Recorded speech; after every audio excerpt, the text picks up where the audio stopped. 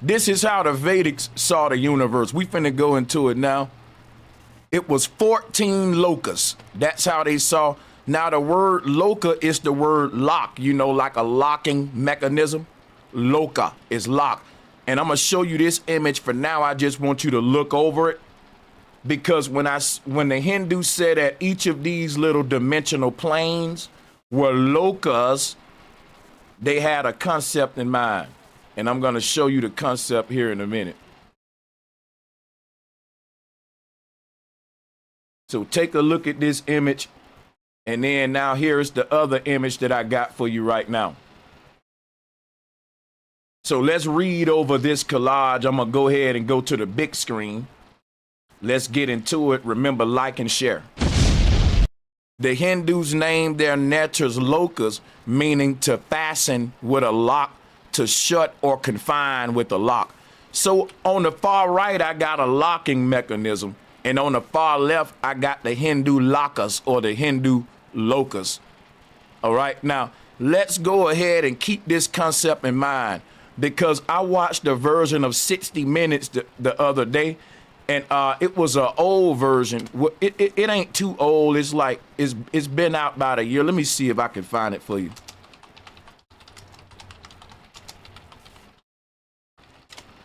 Now, I don't know if I can play the video, but that's cool because all I need to do is play the audio. Here we go. I want everybody to go watch this right here. This is from 60 Minutes. 60 Minutes, companies, countries battle to develop quantum computers. And I think this is the one I saw. And what we'll do at this time, because what I want to really go into, we're going to play this and kind of review this to kind of show you the Hindu conception of the universe. And but first of all, in order to understand the Hindu conception of the universe, we got to talk about quantum computers.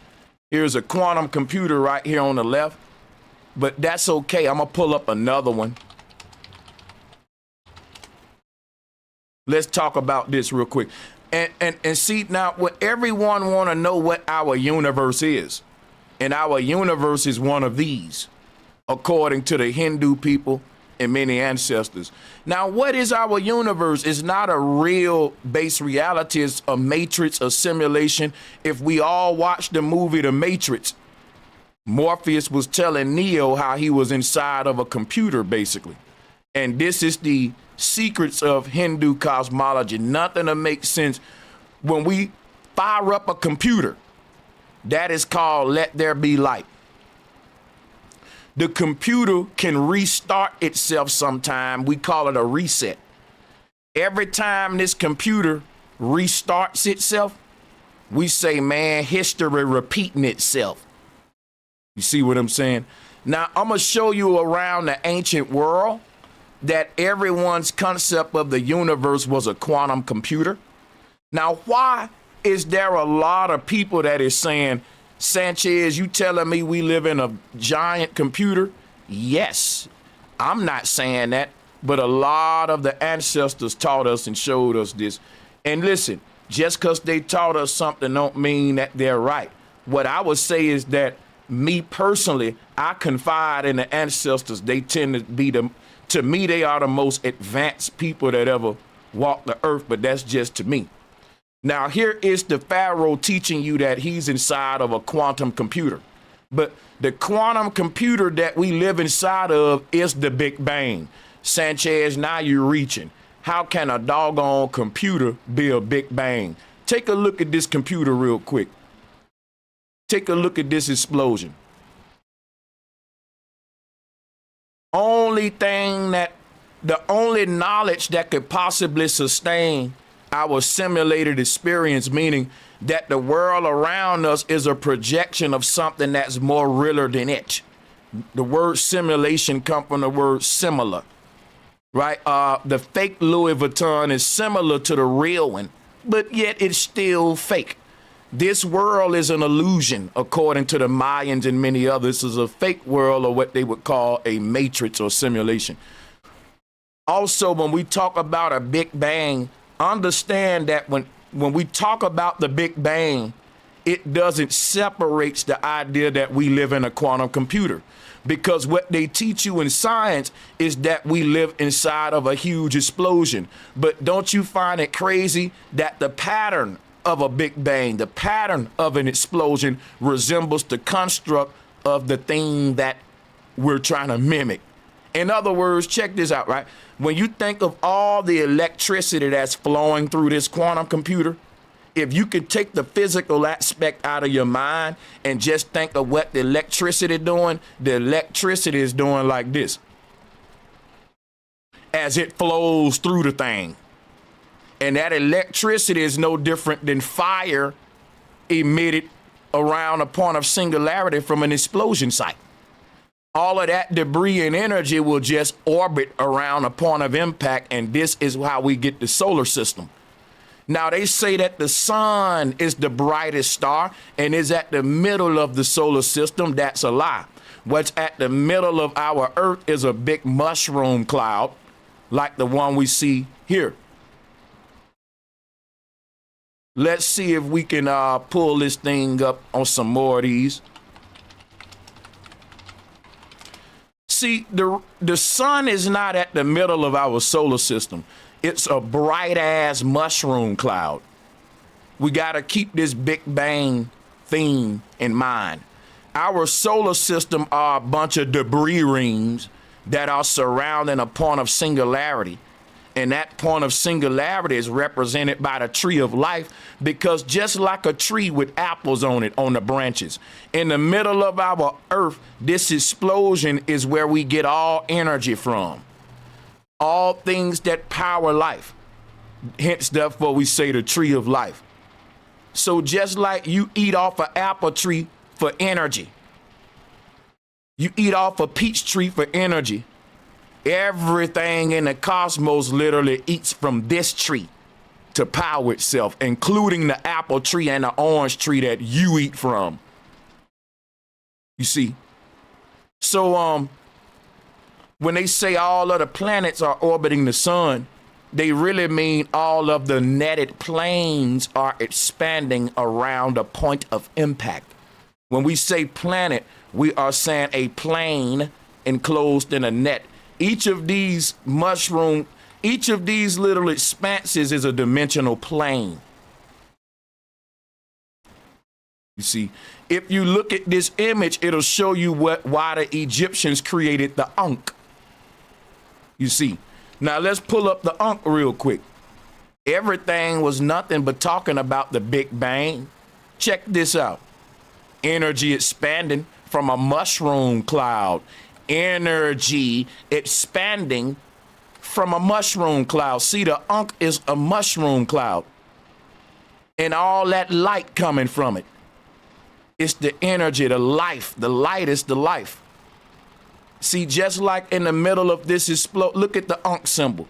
You got your circle up here, your little cross part, and then your trunk. So the Hindu was talking about energy expanding. Now, energy organizes itself based on density.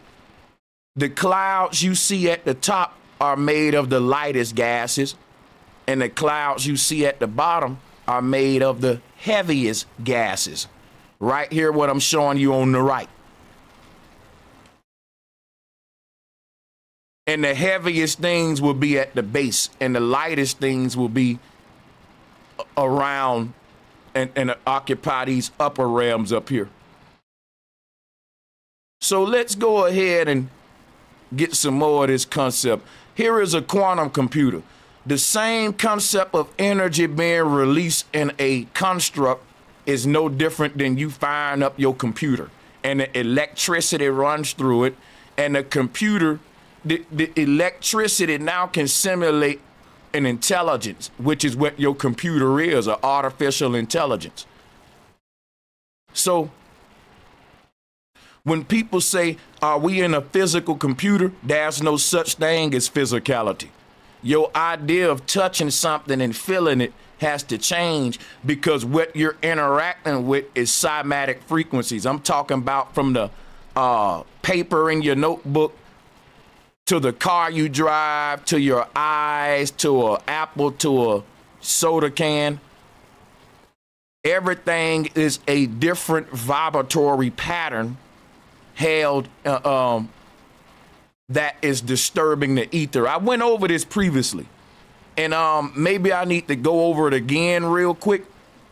And at some point in this stream, I'll do just that, but not before touching this concept of the quantum computer. Let's go back to what the Hindus said the universe is real quick. Here is their conception of it, the lokas. And each of these shelves are separated by a space just like the planes, the shelves of a quantum computer. Something is taking place on each of these levels. This is the original Tower of Babel. When they was talking about building the Tower of Babel, they wasn't talking about building a skyscraper outside. This was the first ancestors building the first quantum computers. Now, this quantum computer is literally what we are calling the central nervous system. And when we talking about the Babel Tower, which is building a tower to the heavens and the clouds, I just want to break some down for you. We talking about the spinal cord and the brain. Listen to me, listen to me. The brain is personified as cloud space storage. You hear me? The brain is cloud space storage. You see how the brain shaped like a cloud?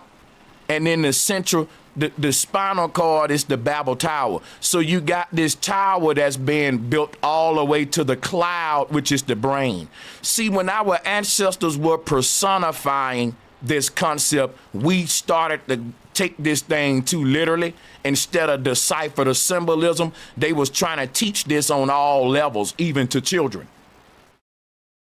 So Jack having a beanstalk to the sky is talking about how your soul can navigate the cosmos by traveling up and down the spinal cord. Each one of these levels of the spinal cord is in synchronicity to a different kasha.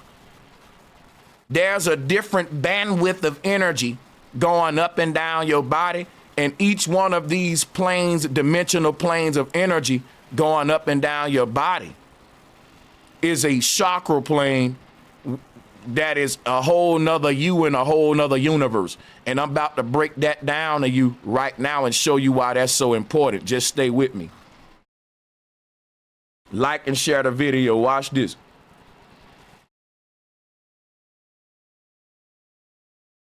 Next slide. Oh man, well, here it is. So check it out. Look on the right of this thing. Check it out, right? Let's break this dude down in this bubble. See, the reason they got all these little circles slicing his body up, this is the original concept of the mummy. You know, wrapping up the mummy. When you wrap up a mummy in all of these little cloth-like pattern, this little pattern that the mummy got with the little strings and the stripy pattern, that pattern is what they trying to show you right here on the right. The body is a walking dead man. The body is your soul in the realm of the dead. This right here was used to teach about our living bodies. Today we think about dead people getting up out the grave, but what our ancestors was saying, when the spirit landed into this dimensional plane, in its death or in its wake rose the body. The body is literally when your sperm cell died, it died as a kamikaze pilot. Now I know that, matter of fact, let me show you what I'm saying. I want to show you this.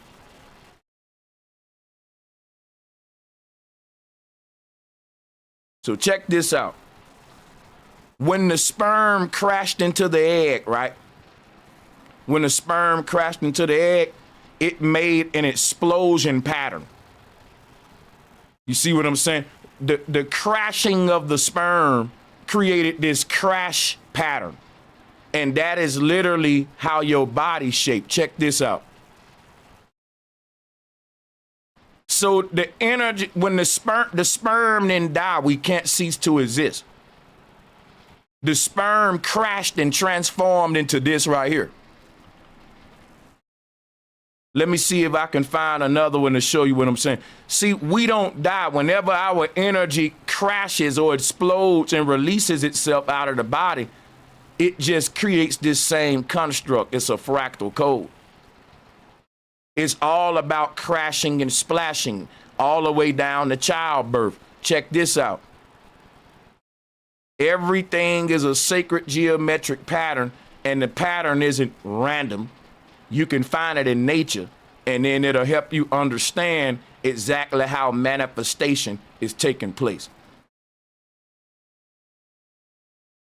Let me show you another one. The human body is right here. Here go.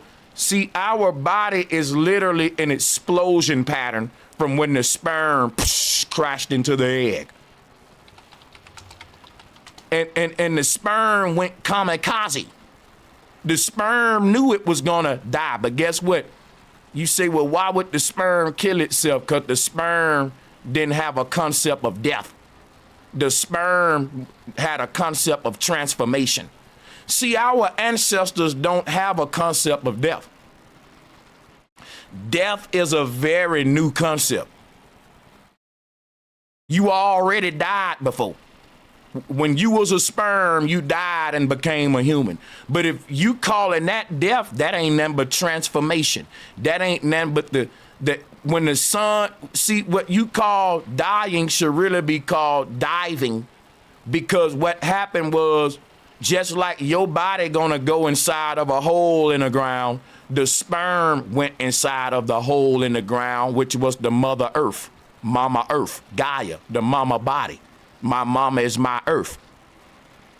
See, when your body going into the earth, it's the same thing as the sperm going into the egg. This process just gonna keep on repeating itself, because your energy, when the casket drop, it's gonna create this pattern on a spiritual level. The dropping of your casket is a symbolic ritual to show you that you are really a ghost leaving the earth, or a sperm entering an egg.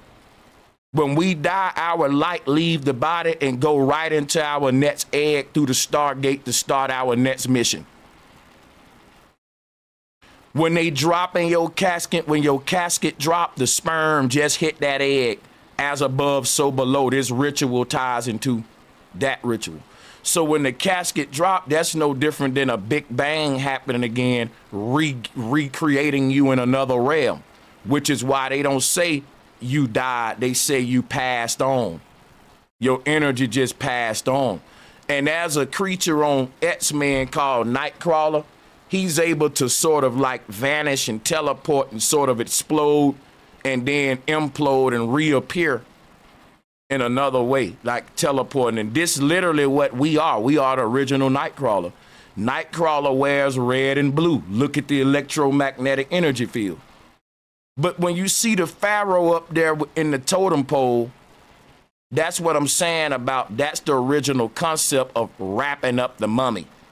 You know what I'm saying?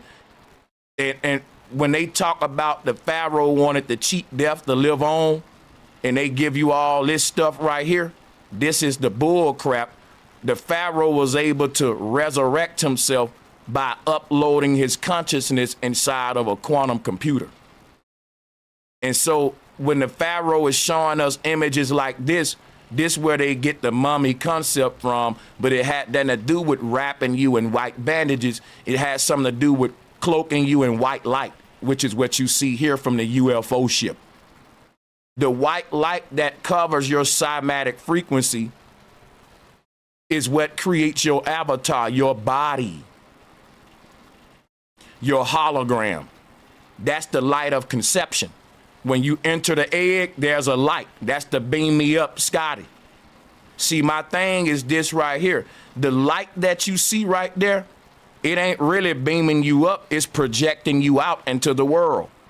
Watch this right here.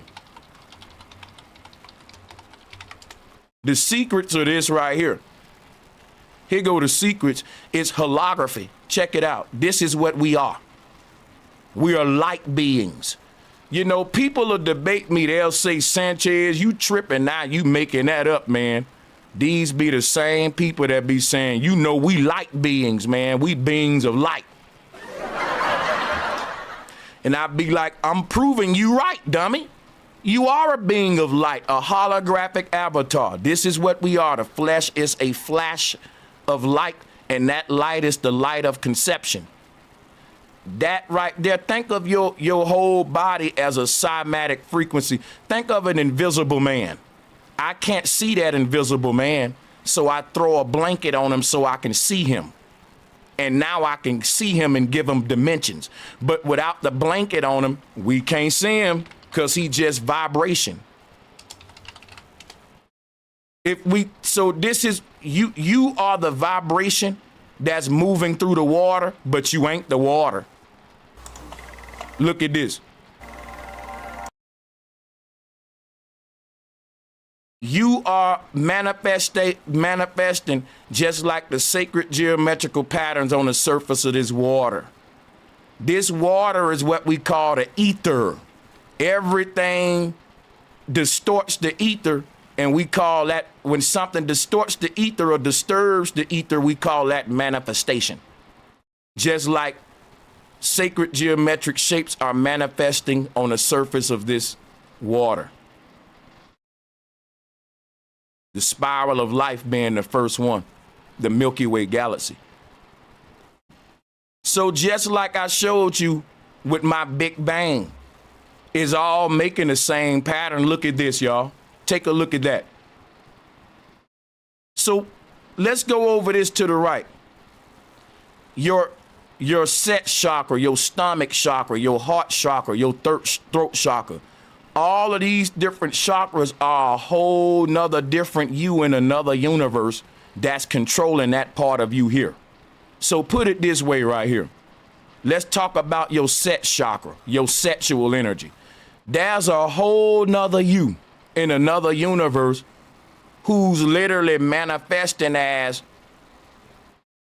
your greatest version as a slave. So in this other universe, you manifested as a dude that can't control his, all of your actions in this particular universe are dictated by you thinking with your in this universe. In an alternate reality, you exist in another world where you can't stop thinking with your sex organ. And that's why that version of you is stuck there. That version of you in that alternate universe is tethered to this part of you in this universe that you're calling your vagina. It's literally a whole nother you that is controlling your sex drive here. You getting control over all your chakras is you getting control over your demons, which are your damn mans, your less bright versions. They fell victim to one of these vortex energies. Jupiter, Mars, Venus. These are energies that govern the body. We can't start to inherit the true energy of our soul until we rise above the body's desires, because we are energy in motion in and out of this body. And you are agreeing that your energy need to come back in a body if you did not purge yourself of all of these desires. We came into this computer to live out our fantasies in the flesh. The religion is teaching you just the opposite. The movie Purge is what the earth is. It's a big purgatory for spirits to purge so that we can rise up. Because in all of us fallen angels, we fail because of density. We fail because we wanted to have sex. We wanted to eat food. We wanted to dance and participate into earthly realm things. And to go to the earthly realm, you got to put weights on, just like if I want to go down into the Marianas Trench. To travel into some places that you want to go, it requires you to transform yourself. Just like if I want to go down into the depths of an ocean, I got to pull on a scuba diving suit.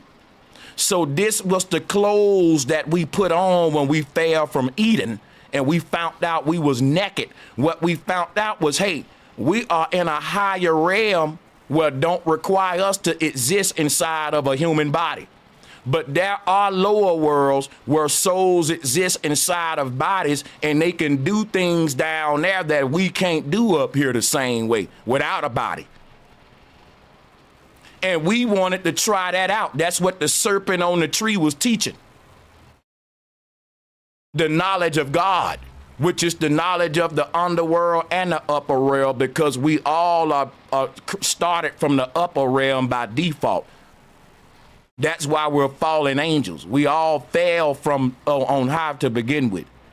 But inside of all of us souls that got separated from the one and became individual gods, right? We now ended up with individual desires and individual wills. And if some of your desires and wills require God to leave heaven because he got to exercise these in the underworld, then this explains exactly what our duty here in purgatory is. So there are some souls that have some very dark things to get out of them. And these souls go to the lowest depths. And these realms down here, it's like chaotic. It's like it's like medieval Europe, people getting stoned and crucified and babies getting eaten. Any kind of worse, scary movie you can think of, that's happening in these lower realms, because this is like a big hospital for tormented souls, because there are a lot of souls that in order for them to activate their higher self, they got to battle their lower demons. So our ancestors created a big ass supercomputer so that we can act out evil, because evil can't be acted out in heaven. It is impossible to do evil in the base reality, because in the base reality, we're stripped of the knowledge of all evil. And when I say we stripping, I'm saying taking off the clothes. See, when a gangster want to do something bad, they wait till nighttime and put all black on. You got to dress for the occasion. When our spirit wanted to partake in the darker knowledge and vices, we had to do it in the flesh, in a body.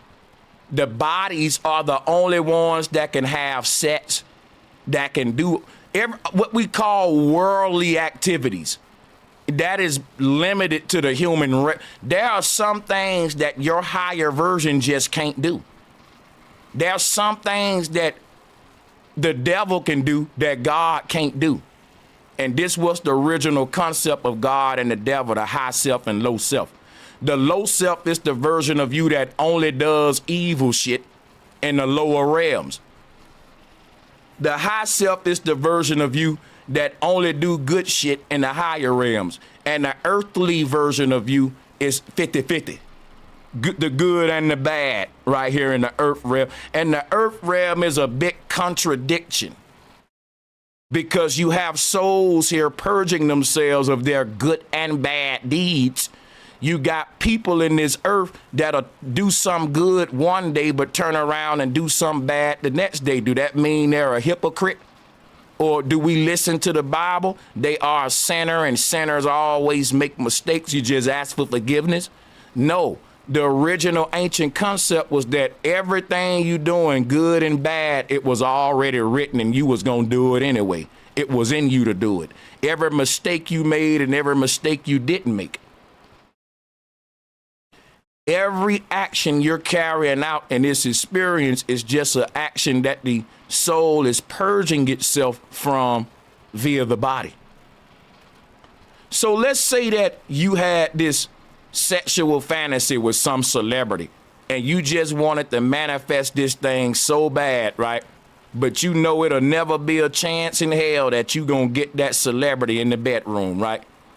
And you invent this computer and you upload your fucking mind inside of a simulation where you recreated that celebrity and you recreated your bedroom and yourself. And now every night, instead of playing NBA 2K or John Madden like the rest of us, you put on a Neuralink and go in your little computer simulation and have sex with all of the celebrities you want to, kill as many people you want. You go in that little computer and act out all these weird desires that you dare wouldn't be able to act out here. And because of that, you don't act them out here because you get it off your chest inside of this little computer. So this computer is serving like a purging device. It's allowing me to empty myself of evil. So that means anybody that go inside of that computer, when they come back out, they ain't gonna have nothing good to say. You know why? That's an evil place. Why? Because every soul going in there to empty the evil out of themselves and purge their evil out. That's the same reason why a landfill is a smelly place. Because everybody going there to dump their trash. So the earth is a landfill, a spiritual one, for souls to release low frequency here. Put it this way, we all need a place to take our trash out. And on a spiritual realm, the earth is that place. Everybody gotta have a place where we're allowed to release waste. So when the soul releases its avatar here, it's ridding itself of a lower version of itself, and then from that it'll behind that will be a lighter, greater version. Then it'll rid itself of that one and throw that one down. Now when the soul is taking this body off, it needs somewhere to throw the trash at.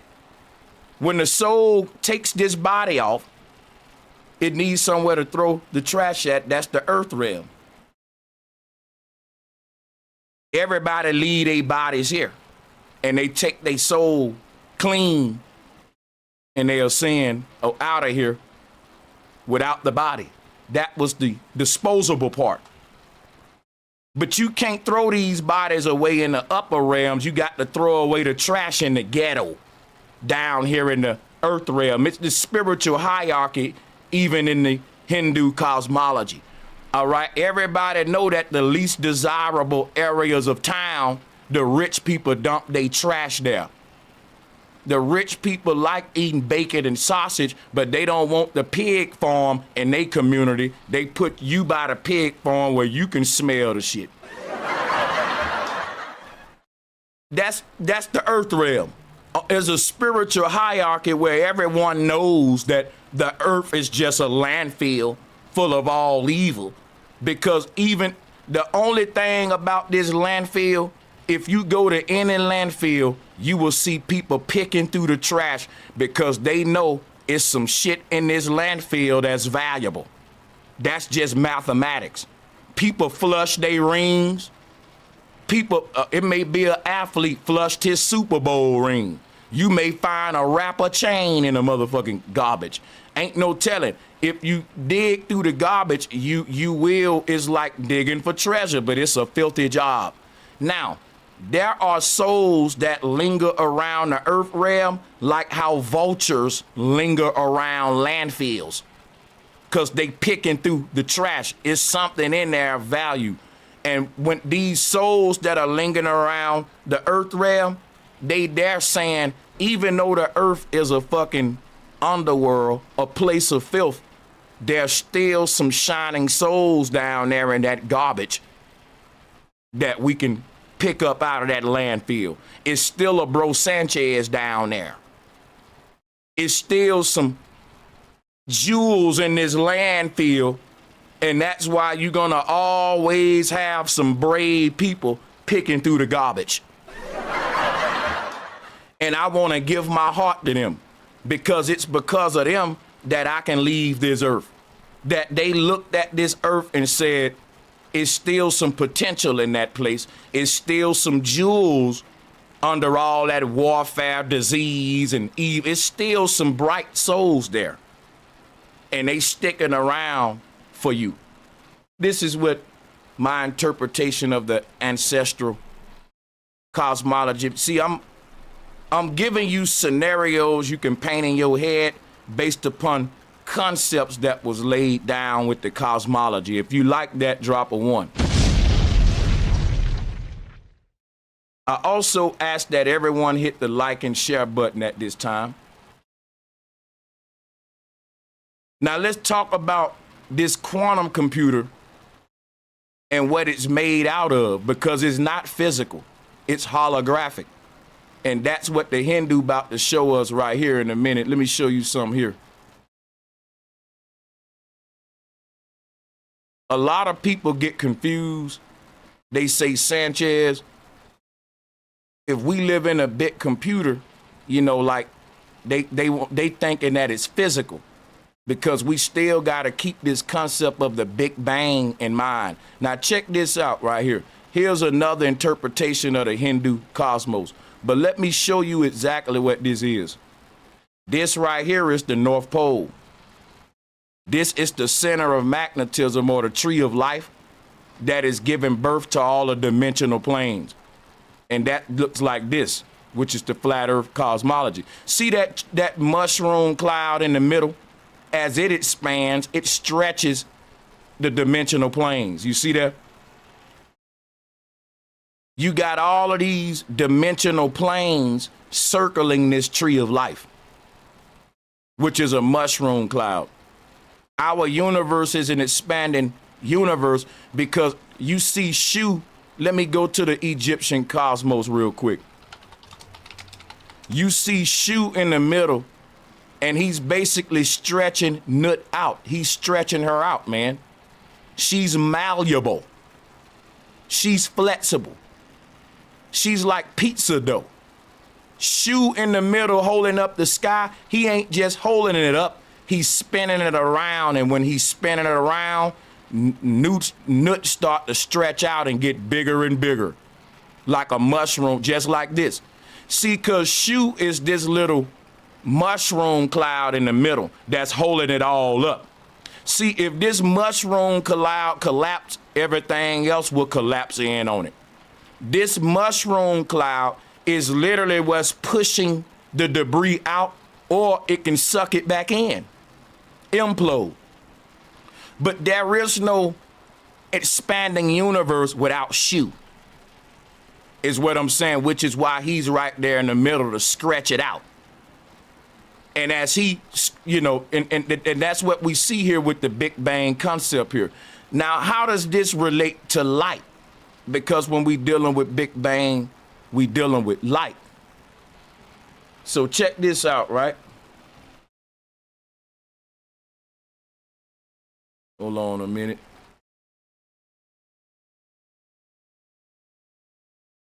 First off, here go the Pharaoh with the Jedi pillar. That is the quantum computer that he holding in his hand. They sing a song, he got the whole world in his hand. And the whole world is literally a pillar. The central nervous system is where our life experience is taking place at, what they call the seat of the soul. Give me a minute to show you how this relates to lens flare and how light expands. All right, so, and like and share the video if you haven't. Appreciate it. 1 minute. Give me a minute, yo.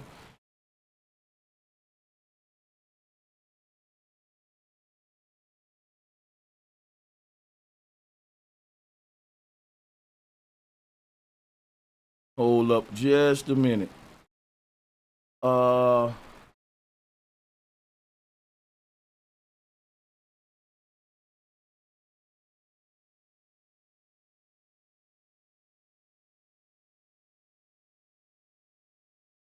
Okay, here we go.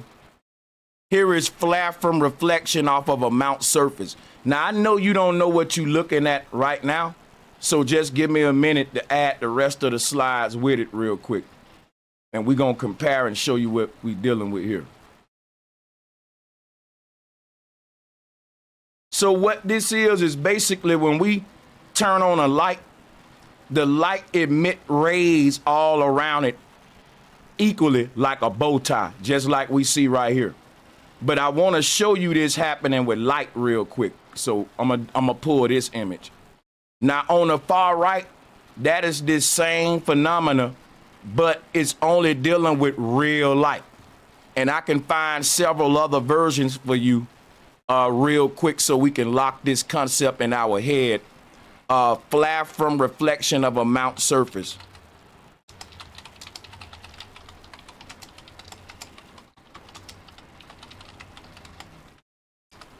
Gotcha. Watch this. See if we'll find it here. So here's what the chakras are. They are a refracted and reflected light source that come from a original light source. In other words, the true source of light is this big bright ball that's called the Most High. And then you got these little refracted, reflected planes below it. Y'all see the dimensional planes below it? Now, none of those are real. They're just holograms. Now, how can I prove that our world is holographic? As above, so below. Watch this. I'm going to show you something. I'm going to show you something real quick. Make sure y'all like and share the video. Because, or you want me to do some mess. You telling me, Sanchez, we don't like when you teach. Do some more messy gossip stuff. Hold up a second.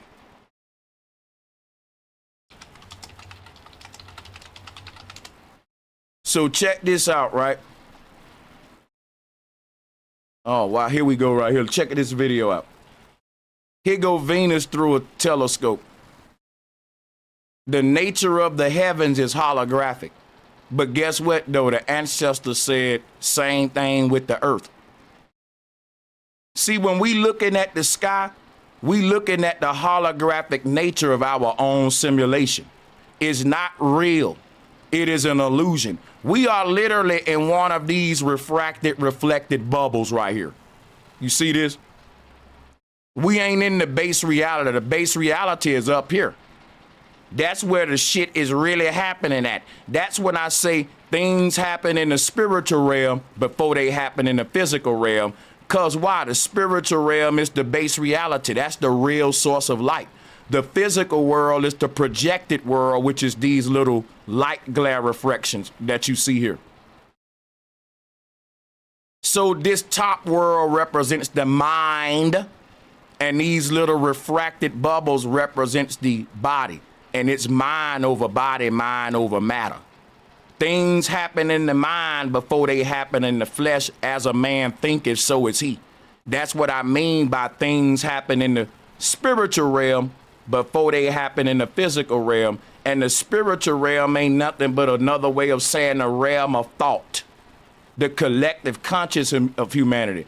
Things happen in the thought realm before they manifest into this physical realm. And that's just the law. And that's because the real reality is in our head. And that is what's guiding reality, the collective consciousness.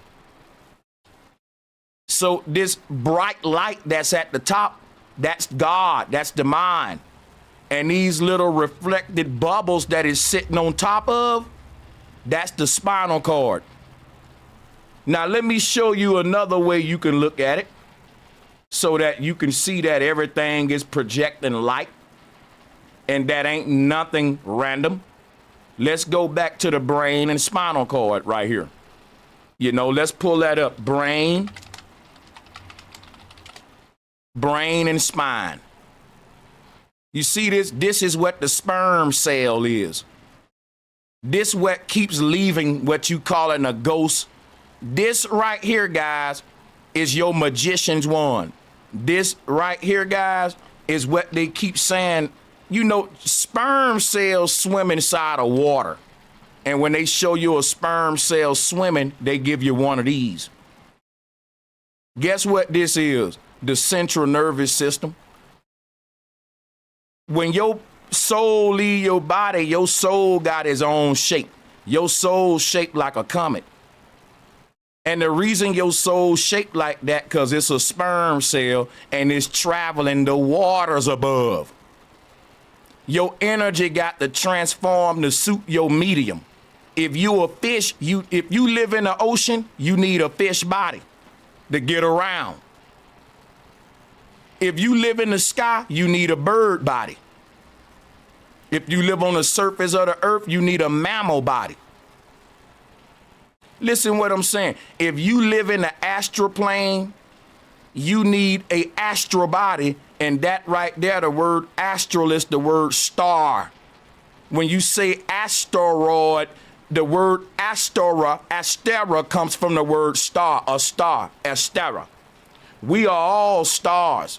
And when your energy, when this thing impact the earth, you landed inside of your mama belly, and this light clothed itself in a body. But when you leave the earth, you gonna leave how you came, naked. And I'm not talking about in your birthday suit. I'm talking about in your conception suit, because that was when you was just wearing a white robe. Why do all of these gods in the sky with a white robe on? Huh? Why all of these gods be up in the sky with a white robe on? Huh? Because they symbolizing the ghost, the Holy Ghost, the holographic energy that leaves the body in the form of a comet or a sperm cell. This is your white robe, your long white robe with the tail on it. This is just like a woman getting married. See, when a woman wear that long white dress, all of us are gonna get married to our higher version. This is the real marriage right here. Every last one of us, when your energy leave your body, it's gonna be dressed like a woman getting married. And it's gonna go down the aisle, which is the North Pole, to meet its new avatar, which is its new body that it's gonna land in. We all are brides. We all got the white dress on, dragging the tail, going down that aisle. That is your energy going through the cosmos, through the North Pole, to be married to his new version, to his new self. So the Hindu, so this is what the asteroid is. It's one of these traveling. This is what the seat of the soul is. This is the magician's scepter and wand. When our energy leaves the body, it's gonna shape just like this part of the body, because this is the part that the soul filled up and occupied. Think about what I'm saying. Why do the sperm shape just like this? Because this right here represents the seat of the soul. It represents the shape of our spiritual bodies. And our spiritual bodies, when our spirit leaves the body, it's gonna continue with that same shape. And this will land inside of another avatar on a higher plane, and you'll do it again. The soul will seat itself in the middle of the body, and it'll look just like this, the brain and the spinal cord. Your brain and your spinal cord is literally the seat of your soul. So when the soul leaves this body, it's going to shape the same way. This part of your body that you calling the brain and spinal cord is a part of your body that was carved out by the soul to sit down and occupy the body from an ethereal dimension. Meaning the brain and spinal cord is the most concentration of plasma, because this is the most neural activity. This is where we thinking at. This is where we're experiencing at. So when all that energy leaves the body, you can look at the light inside of your body as sitting inside of a mole, a cavity. It's filling up the body. But when it fills up your body, it only fills up the brain and spinal cord. The light goes inside of your body and it fills up the brain and spinal cord. And after it fills those up, it starts to fill up the rest of the body with organ tissue, water, and all that. Because this is thought becoming physical elements. The elements that your soul used to make a body around itself, where did it get it from? The light of conception. These elements don't exist as earth, water, wind, and all that. It exists as light transforming. This is the soul using thought to project itself into a dream. When you create a dream, you don't take wood and water to make trees and lakes. You just take your mind, which is the central nervous system. And when you take that, you just took everything you need to recreate the universe. This the magician's wand. When you go to twirling this around, you literally make the Milky Way galaxy. And depending on how you twirl it, depending on which frequency you dial up, because stirring up the witch pot is what I just showed you. Let's go back to it. It's right here. Look. You can say, okay, I want to go to a different universe. Guess what you do? You reset the vibrate, you quiet yourself, because right now you vibrating, you dialing up a channel called Earth. That's why you're here right now, like a radio station. You dialed up this vibration and it recreated this Earth right here that you see in the pattern on the water surface. You dialed into a channel that everybody else dialed into, like all of us listening to the same radio station in our car. So all that exists is the ether. And we take our magician's wand and stir it up and open up a stargate. Which gate do we open up? That's dictated by how you move your wand on the water. Because depending on how you stir this pot, you'll get a different pattern. And each pattern, right, is its own universe. Each pattern is one of these. It's its own galaxy leading you to that particular station, like different radio stations. And how do we change the station? By stirring up the damn pot a different way. If I say, hey, I want to go to 107.2, guess what I do? I take my little magician's wand and I write 107.2 on the surface of this water. And it's going to make a little pattern on it. And that's going to send me to that universe. And everybody that dialed up that pattern, I'm going to meet them on that station in that particular cymatic in that universe. When I want to leave, I just simply turn the station. I change the station, or what we call crossing over. You cross over to another channel. You see what I'm saying? And that's just when you get there, and when you cross over to another channel, that's you taking your magician's wand and doing something different with it, on a different pattern now on the surface of the water. And every spirit that did the pattern you just did, you're going to meet them on that station when you get inside of this Stargate. This is the stirring up the brew pot. This is real secrets of witches stirring up brew pots, is what the soul did to make it into this world. So what does the soul use to stir up this ether with? The mind. And that's the same thing it uses to stir it up regardless. Because right now, flat earth got the world going crazy by using our mind.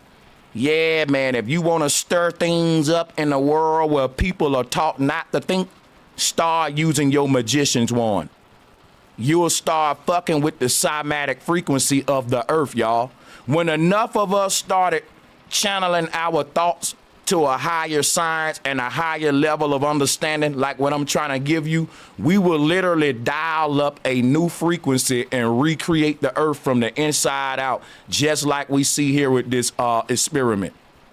Because we are controlling the waters and what patterns show up on the surface by our thoughts on the inside. So if the world around us is full of strip clubs, gang violence, football stadiums, harmful plants, it's because the world inside of us is full of that stuff. We ain't doing that but vibrating the waters, making an outside environment based on the inside environment. They said we're a product of our environment. Our environment is really a product of us too. This is vice versa. So my thing is, we can't change the outside environment till we change the inside environment. Because if enough men think about it, if the majority of the men on the earth say, fuck that, nigga, we like strip clubs. We like to go look at little bitty girls that just got out of high school show us their titties. If enough men in the world is operating on that low frequency, strip clubs gonna exist, man. You can't say get rid of all the strip clubs. You gotta say get rid of the men that want to see this. Because the building ain't making strippers. The desire of a man to see a naked woman is creating this industry. And until we stop this desire, which is an illness of men want to see young girls nude, which I'm ill too, nigga. I ain't gonna lie, I'm ill with it too. I shouldn't use young girls though, women. But I'm just saying though, it is an illness, man. In an advanced society, it'll be more temples than strip clubs. And it'll be more spaces where you can go in and activate this knowledge versus all these buildings we got that's big, pretty buildings, and we use them for gambling, for fucking shopping, for eating, for sets. All of these buildings around the world, they all are serving one of the 7 deadly sins. All right? So think about what I'm saying. The world we building outside is to cater to the body and not the mind. That's something we all agreeing to live in the flesh, to operate in bodily level instead of listen to within on us as spirits that's inside of a body. So every building that you see around you, no matter how pretty, fancy it is catering to one of these gods, Jupiter, Venus, Mars, one of these 7 deadly, is feeding one of these devils. So if you up in the mosque and all that, guess what it's doing? It's feeding your pride. That religion is telling you that you special than everybody else that don't serve the God you serve, right? Let's think of another building, the strip club. It's feeding your root chakra. That restaurant across the street from the strip clubs, your stomach chakra. If you think about it, and my thing is, you got a building on this earth to serve each one of these chakras, but it don't serve it properly. It's a place where you can go and carry out the desires of your heart, but guess what? It ain't gonna be the positive shit. Negative shit. You see, all the music we listen to gonna cater to some of this chakra energy. You know, gluttony, sex. Let's pull up the 7 deadly sins. So we building a world to cater to all of this right here. So my thing is like, this is cymatics, right? Because our world is just, the world around us is just the collective vibration in us showing up on the surface of the waters. Your strip clubs, your hookah bars, your fucking drill music studios, your churches, your mosques. All the world we building around us is just the world that's vibrating in us, creating an environment on the surface of the earth to cater to these frequencies inside of us.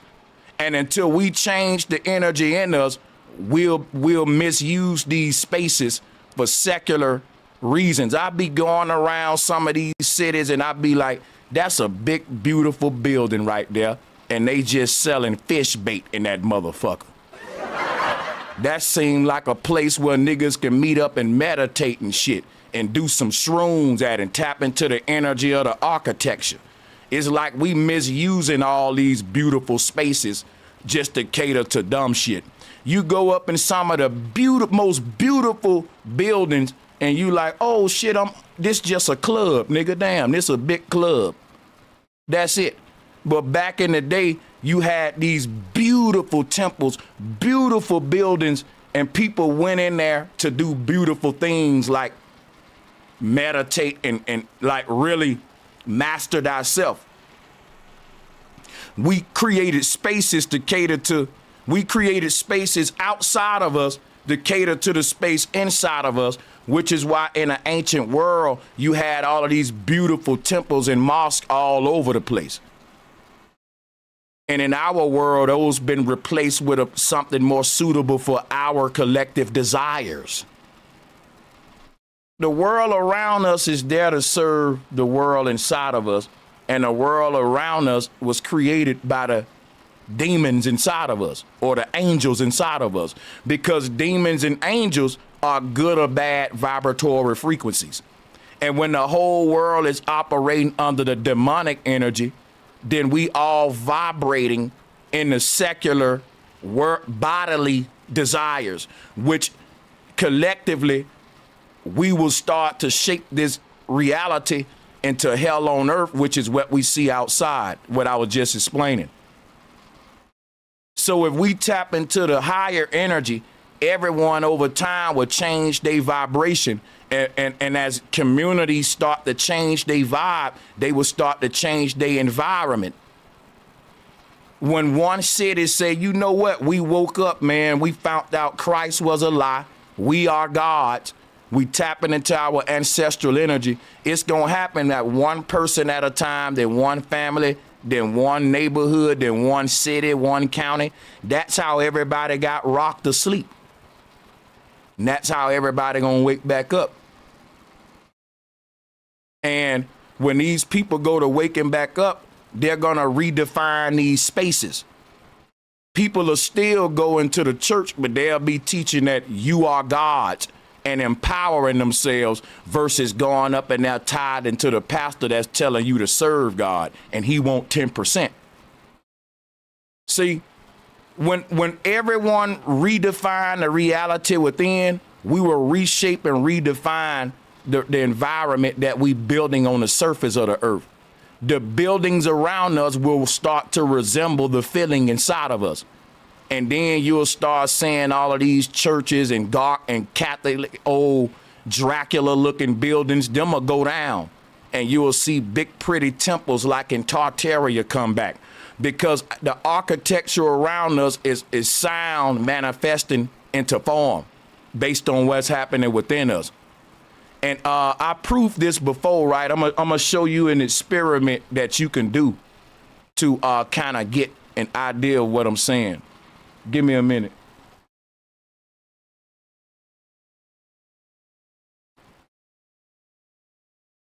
Give me a minute and I'll show you. Check this out right here. Architecture is the architecture that we see in the ancient world. It is basically cymatics frozen solid. Y'all get what I'm saying? I'm saying that the way that our ancestors constructed buildings, they they was dealing with solid material as if it's water, right? So what do I mean? Take a water splash pattern, right? Here go water right here. What if I told you there are some people out there that can cut stone so good they cut it like it's water? You will say, damn, Sanchez, them people must be very advanced. Indeed, they were. Look at these water splash patterns. And just think of a castle. I mean, just take a look at the water splash pattern. Let's go to a castle, right? Old castle. Take a look at this old castle. Look at how it occupies the horizon line and how the architecture is very rigid on a horizon line. If you had to outline this thing, it'll be like intricate. It'll be like trying to shape these water splashes. It'll be, if I told you to trace the outline of this pattern, it'll be very intricate and tedious to do that, to trace this water splash pattern. But that's literally what we see here. So what we're saying is cymatics frozen solid. There is no random patterns, not even the shape of a castle, because everything is basically sound manifesting. So with that in mind, it leads to me making a collage like this one, where I pull up a castle and I pull up a sound wave and I show you when you go inside of this castle, the people in this particular castle, they sing a certain way. Now, if I take you in another castle on the other side of the world, they ain't gonna sing the same as the people in that castle. And each castle gonna have its own vibe and its own acoustics. And the people that dwell in each one of these castles, they gonna have a different energy, like genre of music. Like this castle right here give me happy little Irish vibes, like little European leprechaun vibes, right? But this castle, on the other hand, let me go to another one. This one here give me Dracula vibes, like the people in here gonna be hitting some more darker notes. They're gonna be hitting into those scary sort of damn near getting into horror film notes. Whereas if you go in this particular castle, you probably gonna have a more corporate vibe, you gotta think of the sound like how the building shape. Because when you go in one of these buildings, every building will have its unique acoustics and its own choir that sings its own vibratory music in this particular area. And I'm telling you that the people did not create these genres of music. These people are siphoning the cymatic frequencies of the space. That's what I'm telling you. A lot of the sheet music and genres of music and different ways we compile notes and organize music were ancient techniques we inherited. And we inherited them by reading the sheet music in cathedrals and temples and recreating that music in our time with modern choirs and all that in the same spaces. And if you don't do it in the same space, the space is important, because when you're singing the song inside of this particular temple, the temple is acting like a reverb machine. It's shaping your sound. Like, it's different if I sing a song in my car or in my shower, or if I sing it in a big old dome or a castle. It's gonna dictate how the song sound. It can be the same song that I was singing in the shower, but when I sing it, and if you sing Beethoven in the shower, your family gonna be like, will you shut up? But if you sing that shit in a big castle, if you sing that song in the building that it was made in, it's gonna automatically give you the exact same acoustics and everything when Beethoven did it. And your people are gonna be like, holy shit, now you sound real good. Right, like a nigga using auto-tune. Because this building gonna correct your mistakes like auto-tune. You can go up inside of certain buildings with a person that can't sing worth shit, but the building will sure make them sound better than what they really sound. Now tell me I'm lying. That if you was sitting in the car with me with all the windows up singing that shit, I would beg you to shut up. But because you're doing it on this mountaintop, because you're doing it in this big dome, it's kind of tolerable. You still can't sing, but it's entertaining. I want to hear it now, because what I'm really hearing is the building's acoustics. Right? So it'll give you a little edge that you didn't have and make you sound better than what you really sound like. You know what I'm saying? But soon as we step outside, you just sound like shit, like you always been sounding. Without all that fancy reverb and the ancient acoustics interacting with it. So one of the main reasons we made architecture this way was because the building was an extension of the musical instruments. You hear what I'm saying? Today, right? Today I can make a song and I can put whatever reverb I want on it on a computer. Back in the day, if you wanted a particular reverb, you literally had to create that space. Today, luckily for me, if I want my reverb to sound like I'm in a big ass auditorium, I can just type it into a computer. The ancestors didn't do that. They created a big ass dome just to get that effect. So when the church choir go in there, it'll sound like they in heaven. It'll sound like this acoustics like we're in heaven, right? So instead of them having a computer and just saying, hey man, throw that church reverb on it. Throw that mosque reverb on her voice.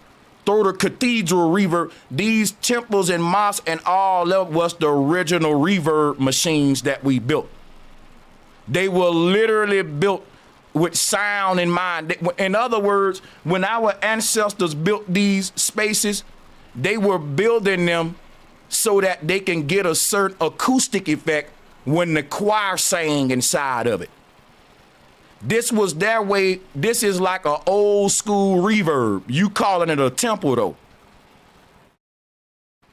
But this simply looks this way because they were trying to shape sound. And so the shape of the temple had a direct relation on how noise would sound when you enter this space. So entering inside of one of these buildings is literally like going inside of a whole nother universe, because it is bending the ethereal space inside of the building into its own cymatic shape.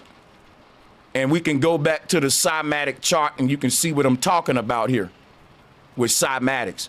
Each temple is bending the ether in its own way to create its own vibratory frequency, and you call that frequency a religion, a spiritual system, a music genre.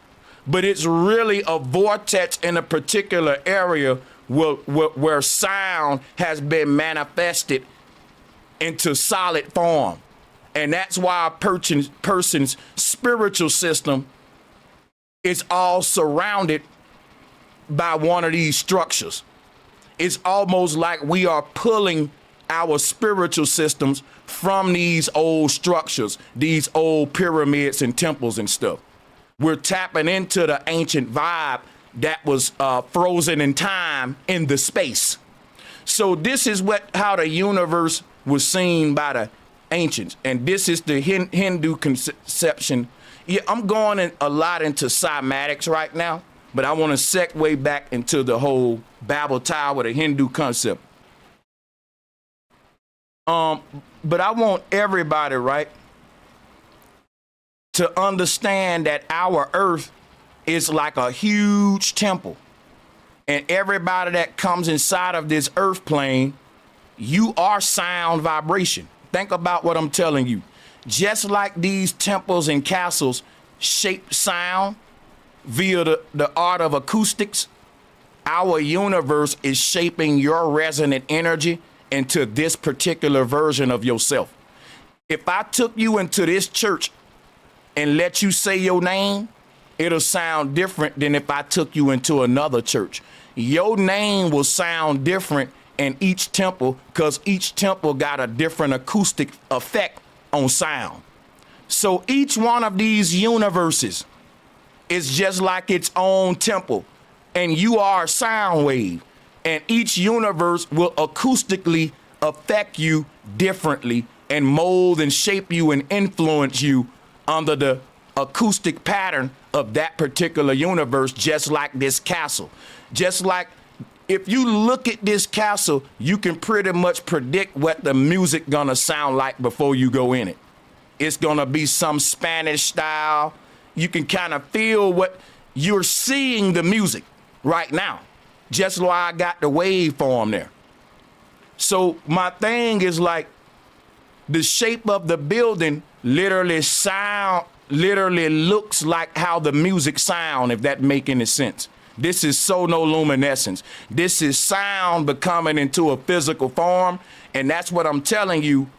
If you blow up some of these, a lot of these temples and mosques, you will lose entire genres of music.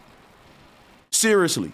If you blow up every Roman, and I can't talk like this, this is just a weird theory I'm giving. Don't do this, y'all. This is not a terrorist channel. I'm saying it is my theory that if we get rid of certain temples and mosques, certain music genres will fade away off the earth with them. Because I think some of these temples and mosques are like a vortex that's kind of freezing a resonant energy in time. And so when we go to these temples and mosques, we tap into the sound frequency of the structure and we start singing ancient ways. For example, right, hip hop is very big in the Middle East, but you will never hear them doing hip hop around them pyramids. You hear what I'm saying? Middle Easterners listen to hip hop. I remember when In the Club by 50 Cent was #1 in Baghdad for a couple of months. I can't even make this up. It was in the military newspapers. Listen what I'm telling you. Everybody like hip hop. Don't get it twisted. Listen what I'm telling you. Y'all will look at these cultural tribes and you will see these people around these old temples and shit doing old music and old dances. That don't mean when they get back in the city, they don't be twerking to goddamn Beyonce. Now, what's my point? My point is they keeping these spaces sacred. You will never hear them rap a rap song around one of these ancient sites because it's disrespectful.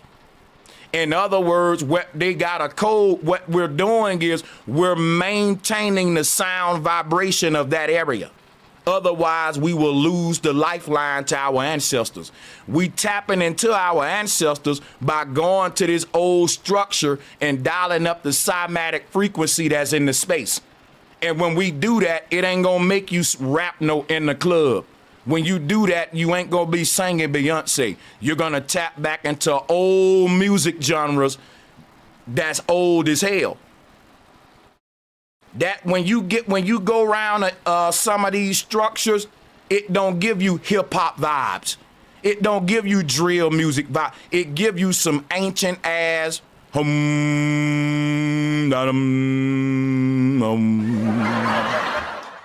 and people is gonna maintain those vibrations in those areas. If you try to go to one of these ancient sites and turn your radio up with some hip hop, you probably get fined a lot of money. Cause guess what? It ain't just about throwing trash on the ground. It's about noise pollution too. Which is why you don't see people pulling up at the pyramid with their music bumping and bitches twerking on the hood. That will desecrate the area. If you do too much of that in that area, then the vibration of what was there we will bury it over our modern ignorance. So they preserve these spaces like wildlife preserves to keep this vortex portal open to the antiquity of the space, and it gives us a lifeline to a point in the past, and we can tap into it with music and dance just like the tribes do in the jungle. They do their ancestral dances and stuff to open. This is cymatics. People, this is what dancing and singing was all about before we turned it into an evil music industry. All right? The reason we all did tribal dances and tribal chants was to vibrate the ether differently, to show you our pattern in the ether. This was graffiti, nigga. This was like gang graffiti. We're vibrating the ether differently. The sounds that are coming out of our mouth and the way we're moving our body matches the outfits we're wearing too. Just like in rap music, right? If a nigga rapping a certain way, talking a certain way, I expect him to dress a certain way. In other words, your visual gotta match your audio. If you talking about, yo, son, yo, what up, B? I don't expect you to look just like a nigga from Miami. I'm expecting Tim boots, a New York fitted putlow. I'm trying to, and I don't got to see you. If I hear you, I'm gonna picture a certain visual. And this is sound, how sound is its own language in itself, is giving you, it's suggesting a visual in and of it. That's what come with the sound. So a tribe will let you tap into their universe, their DNA, their ancestry, their universe, their family vibe and tribe by coming and performing for you. doing chants. And when you sit there and watch their performance, you gonna leave your body and you're gonna have this culture shock that's gonna let you feel their energy, tap into their world. And in this one little dance is so much information. It's gonna let you feel the spirit of their ancestors. Now think about this, man. For me to let you feel the spirits of my ancestors, I damn near got to teach an 8-hour lecture. But there's a tribe out there that can let you tap into their ancestral space in a song, in a dance. They ain't gonna teach you nothing. They gonna do a performance. And when they start that shit, you gonna really go into this whole other world on a culture shock. And when you come out, you will no longer look, a bond would be established cymatically that wouldn't have been established if that tribe didn't perform for you. This is why when visitors come to the jungle, the tribe will always offer high upscale individuals a tribal performance. They basically saying, we finna let you get a gateway into our witch pot right here and dial up our cymatic frequency. We're gonna summon our ancestors for you. You have the blessing of our ancestral spirits. And how do they show you that? By doing an ancestral dance that lets you tap into the vibration of those spirits. That's what a culture shock is. Each one of these different temples around the world is a vortex opening, allowing us to dial up an ancient frequency that will exist as long as the space exists. In other words, these castles and temples are literally like how you save something on a computer.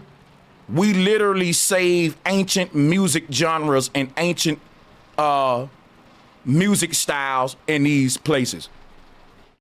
Now, when you go in these places, people are doing spiritual rituals, but they can't do none of it without chanting something or some choir, some music going on. Because in order for you to create the spiral, you gotta vibrate the waters. You see what I'm saying? Let me show you what I'm talking about right here.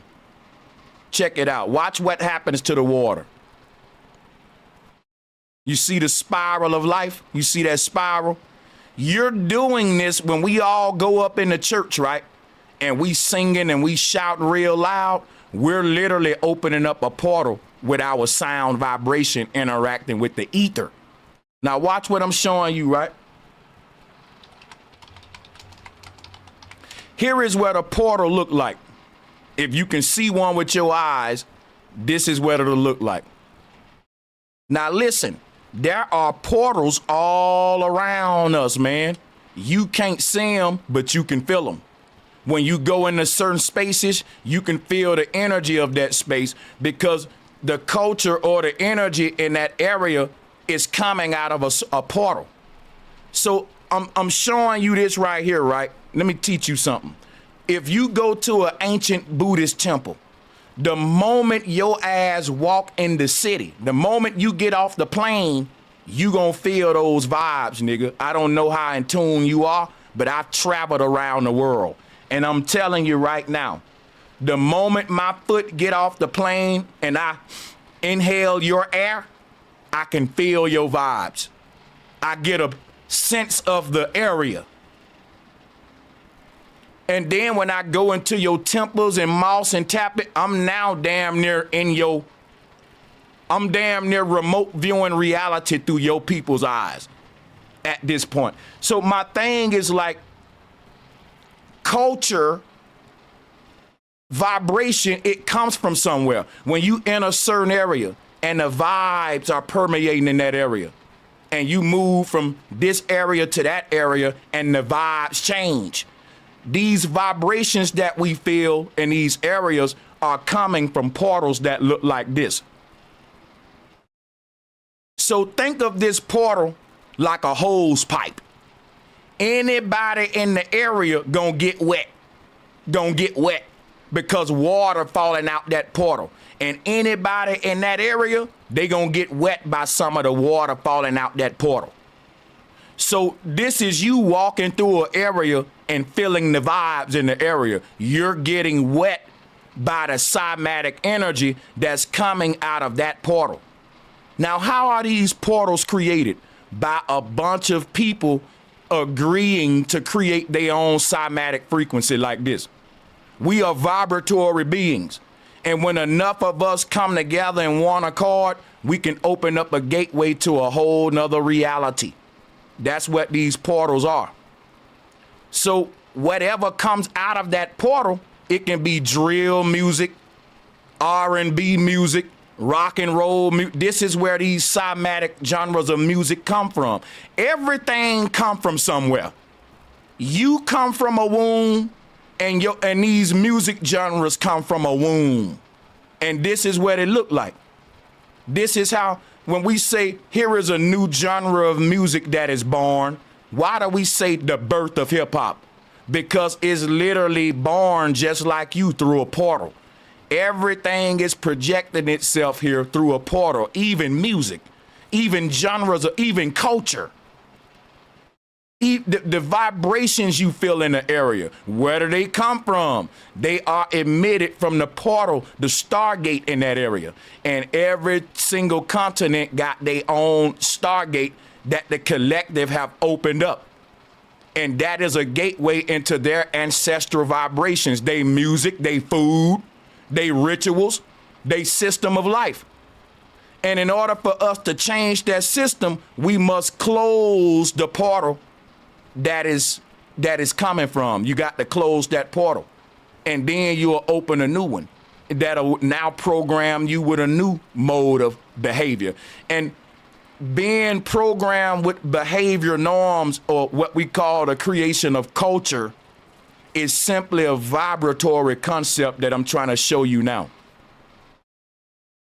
Your vibe attract your tribe. And your tribe are all of the collective minds that agreed to create your vibe.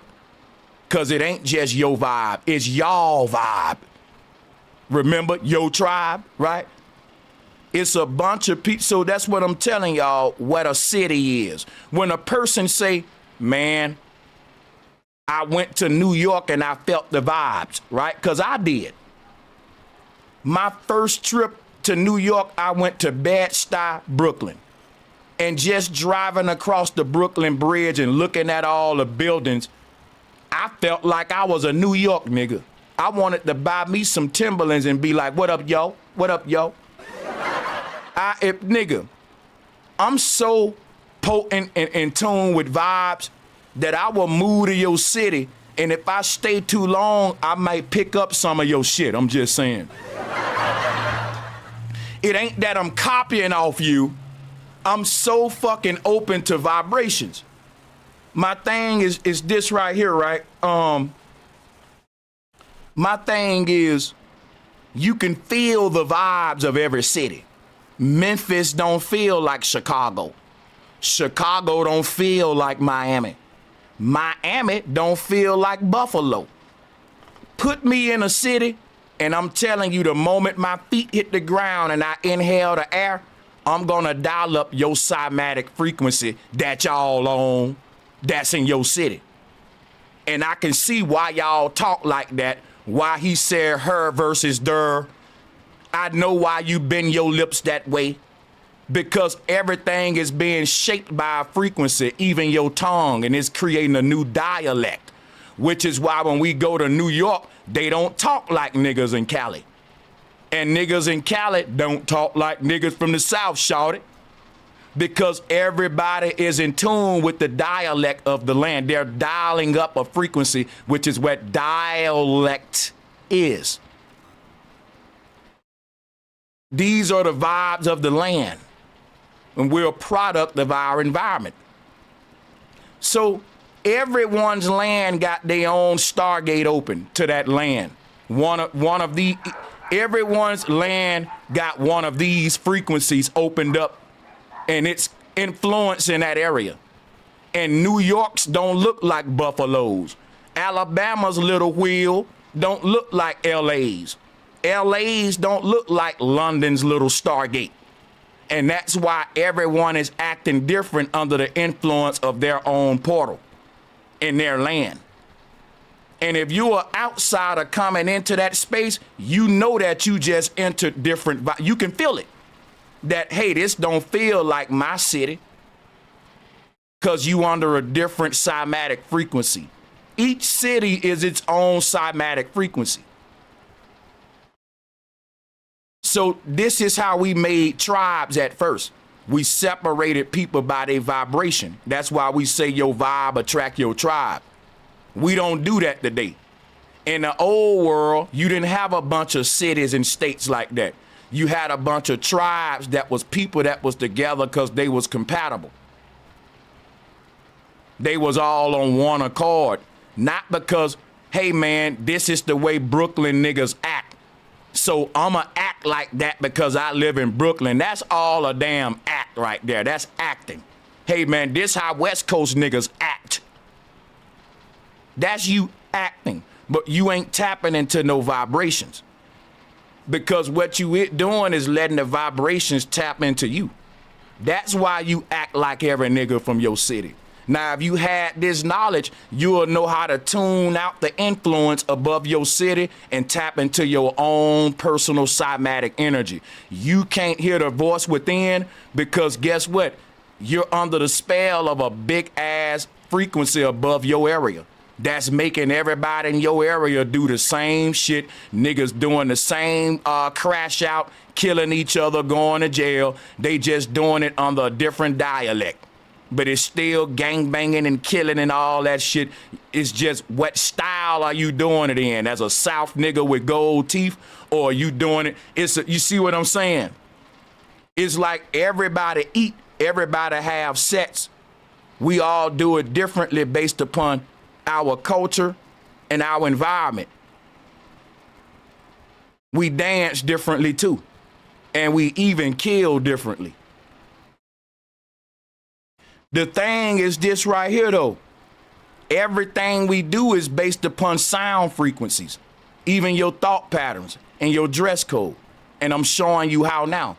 Because the moment the people, the social engineers in your city start to tweak the frequency, guess what we're going to see? A new trend show up in your area. We're responding to sound vibration, family. A social engineer is a person that's literally doing what Tesla said, think in terms of frequency and vibration. And they can create trends by influencing behavior with sound waves.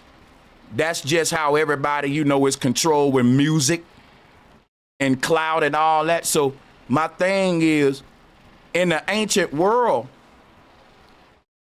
you said, hey man, I want to move out of my city and spread my wings. Everybody say that when you grow up, get big, move out the place where you grew up at, because it's a big world out there, and there's a place out there where you're able to meet the right people to do something for yourself. And a lot of us know it ain't gonna be in the neighborhood you grew up in, because everybody got a crab in a bucket mentality.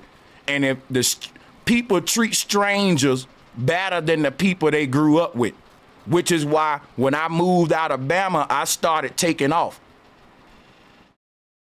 Niggas is gonna hate you in the ground in your hometown.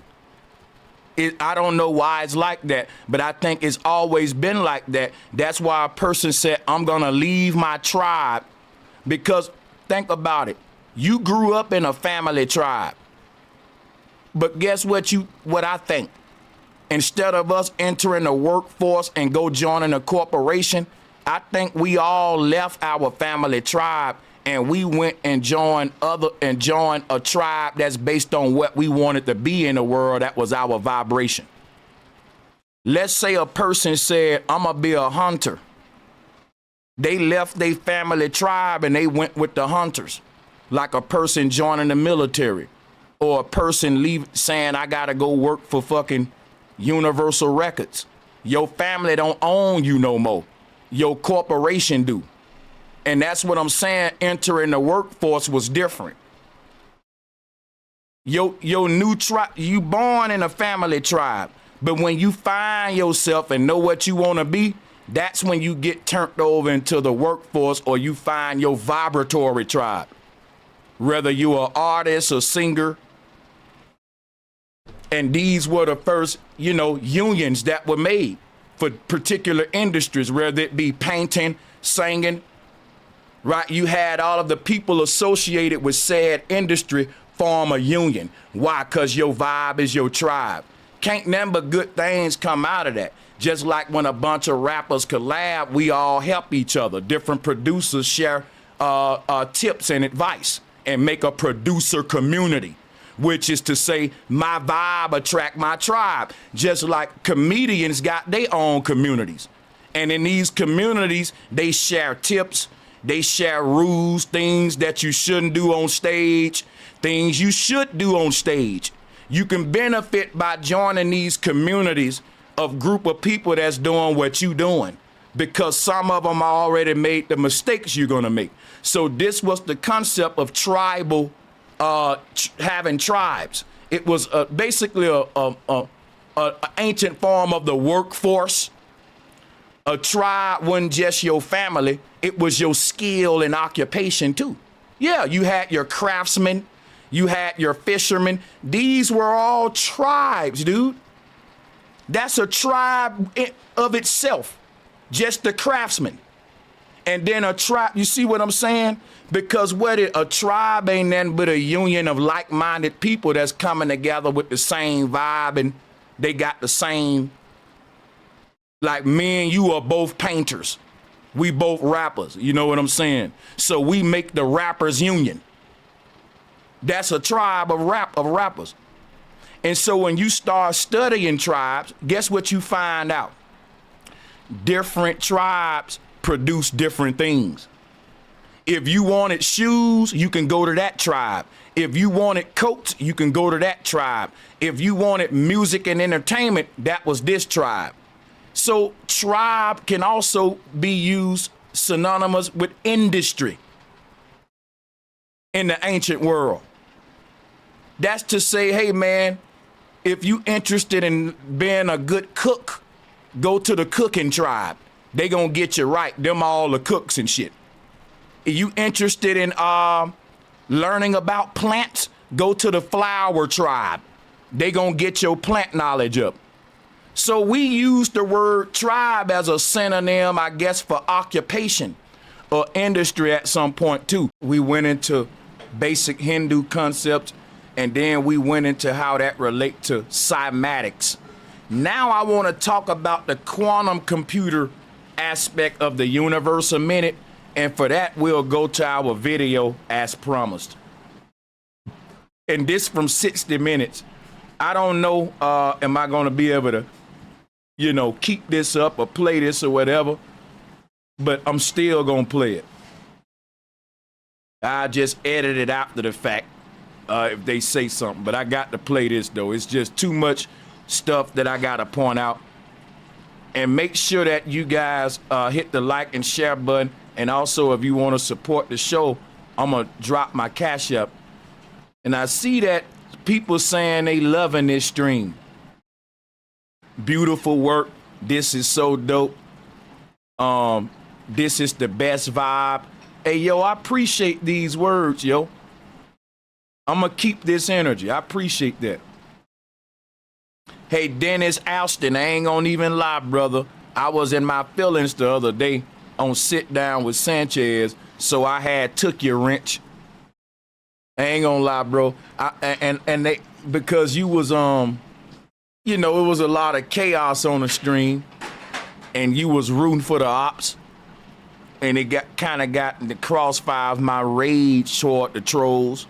But Dennis is all love. And guess what we finna do, man? We going to move forward with this bill and go into the whole quantum computer aspect of the universe. Because remember, let's just recap for just a real minute. Let's recap.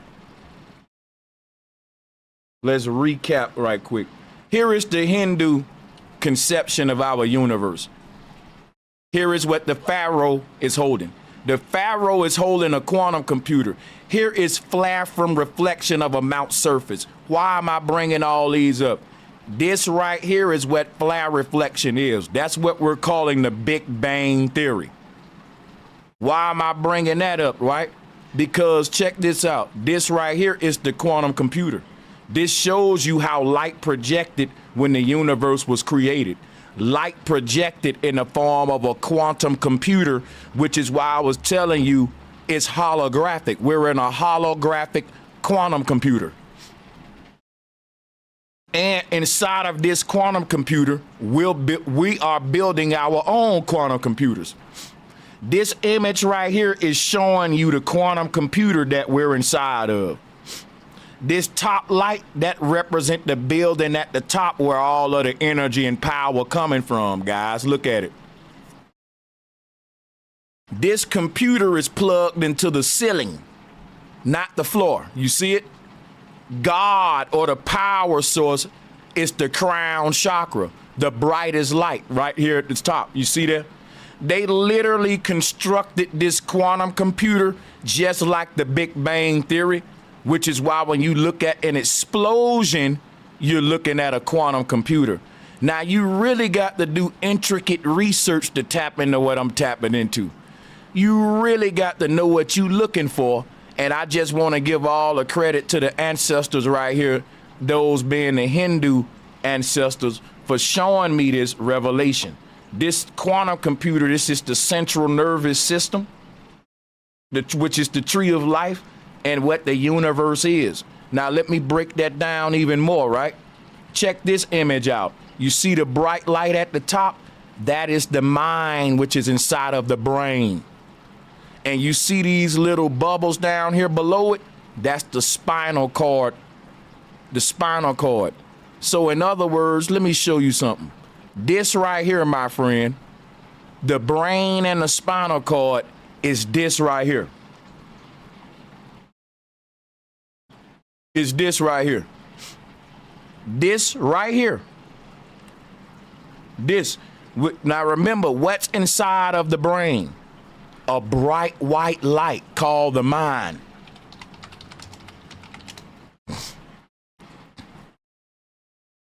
The brain is the genie's lamp.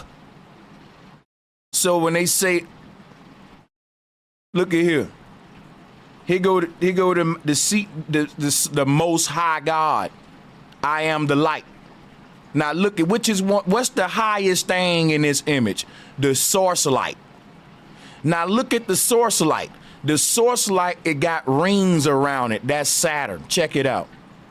That's Saturn. This bright white light, that's the eye of Saturn. And look what it got rings around it.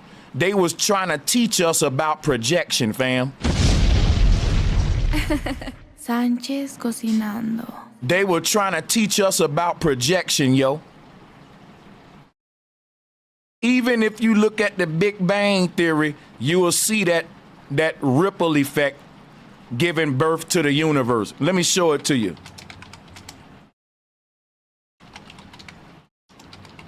Watch this.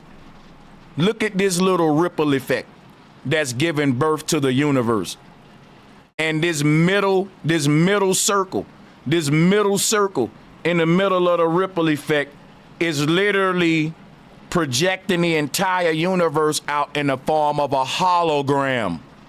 This image that I'm showing you here is this right here, dog. Because the universe is holographic. The universe are these little bubbles right here. These little circles right here. These little discs. These dimensional planes that are stacked up all the way up to the brightest one. And that one ain't holographic. That's real. Now, our world is one of these little bubbles, though. It ain't real. It's a holographic projection. And even if we look at Venus, like I showed you earlier, you will see that the nature of the heavens is indeed holographic. So this right here turns into this right here. And it's showing you that all of our universe ain't physical. It's a projection of light that's coming from a cymatic origin point, which is why the Bible said, let there be light. Because this ripple effect in the background, that's the god Saturn. It's speaking right here through the eye. Let there be light. And there go all of the universe existing as a projection of light, a canopy of light, a tent, a dome of light, which is the firmament dome. How was that created? Cymatically, let there be light. This is why they got a vibratory, a ripple effect pattern in the background. That ain't nothing but this. Let there be light. Sonoluminescence. Sound becomes light. The light is the disturbance on the ether, in this case, the pattern on the water surface. That becomes trees, animals, humans, flowers, lizards. Everything in life is in this ripple effect. It's something that's erecting itself on the surface of the earth out of nowhere. You see what I'm saying? You're standing on the horizon line, but when you die, you fade off of that horizon line. Why? Just like this water surface gonna go back to flat line. Look, just like this water surface, because everything ain't nothing but a disturbance in the ether. And when we ain't disturbing the ether with our energy, this is what we leave behind, nothing. In other words, we fade away just like the vibration pattern on this water surface. You call it decomposition. Everything is manifesting and giving form based upon disturbing the ether. A disturbance. And that disturbance is a unique pattern that only you can make. You're your own fingerprint, cymatic wheel is what you are. Your own disturbance. So that disturbance in the ether is literally what gives birth to the visible universe. And that's why we have this image right here, showing you this. When we stir up the waters, physicality is now projected from the disturbance pattern. That disturbance was the Big Bang, boom. No difference if you drop a rock in the water, you can drop a word in it. You can drop a sound in it. And a sound will give you a pattern just like dropping a rock in it. You can drop a sound in that water too. Yeah, you can play your bass speaker right next to that thing and you will see the water dance to your song. Every time the lowest frequency hit, the water will jump. The bucket of water will jump. And when the hi-hats hit, it'll make a snappy little ripple across the top. And you will actually see why they make light equipment that will dance to your beat, your light show. It'll beat with your music. And this is what, based on what we study, what water do. Bruce Lee said, be like water. Now, the thing is this right here. You can watch the water dance to that song and it'll never get off beat because it's just gonna project the beat on the water surface. When the bass hit, the water gonna make a certain pattern. When the snare hit, the water gonna make a certain pattern. And you gonna see the water literally dancing to the beat, but making a shape with every sound. That's cymatics, sound becoming visible. Let's talk about this quantum computer, which was a cymatic frequency that became into the visible spectrum. Artificial intelligence is the magic of the moment, but this is a story about what's next, something incomprehensible. Tomorrow, IBM will announce an advance in an entirely new kind of computing, one that may solve problems in minutes that would take today's supercomputers millions of years. That's the difference in quantum computing, a technology being developed at IBM, Google, and others. It's named for quantum physics, which describes the forces of the subatomic realm. The science is deep, and we can't scratch the surface, but we hope to explain enough so that you won't be blindsided by a breakthrough that could transform civilization. The story will continue in a moment. The quantum computer pushes the limits of knowledge, new science, new engineering, all leading to this processor that computes with the atomic forces that created the universe. Did y'all hear that? Did y'all hear that? They said that this thing computes with the atomic forces that created the universe. Now look at my thumbnail. Look at the Hindu universe and look at the quantum computer. How can they create something on Earth that computes at the same level as the driving force behind the universe we in? Because they reverse engineering the universe we in. That simple. Simple as that. While telling you the Earth ain't flat. While people laughing at me saying that I'm losing my mind, these people are reverse engineering the shape of our simulation. They're reverse engineering this fucking Truman Show. And guess what? Once we started making quantum computers and simulations, we started making simulations in simulations, simulations inside of simulations. I'm gonna tell you something now that I think may freak you out. I believe when we looking at these quantum computers, we are looking at other universes with souls in them. In other words, listen, bro, this quantum computer is the real genie's lamp. And as a genie's, there are genies living in that lamp. Y'all, I'm telling you right now, our universe exists as a quantum computer to somebody else that's on the outside of it. There's another group of beings looking at our universe saying, look at here, look at that quantum computer. It's people living in there. It's genies in a lamp up in there. This the genie lamp, the universe you in.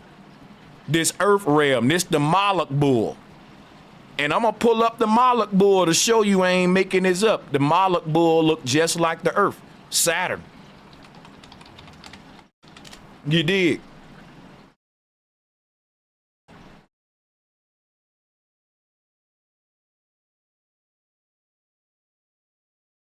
See those rings? That's what I'm telling you, man. Listen. I believe just like we be looking at quantum computers, I believe there's an advanced society that's looking at our universe just like us looking at the metaverse of a simulation we created.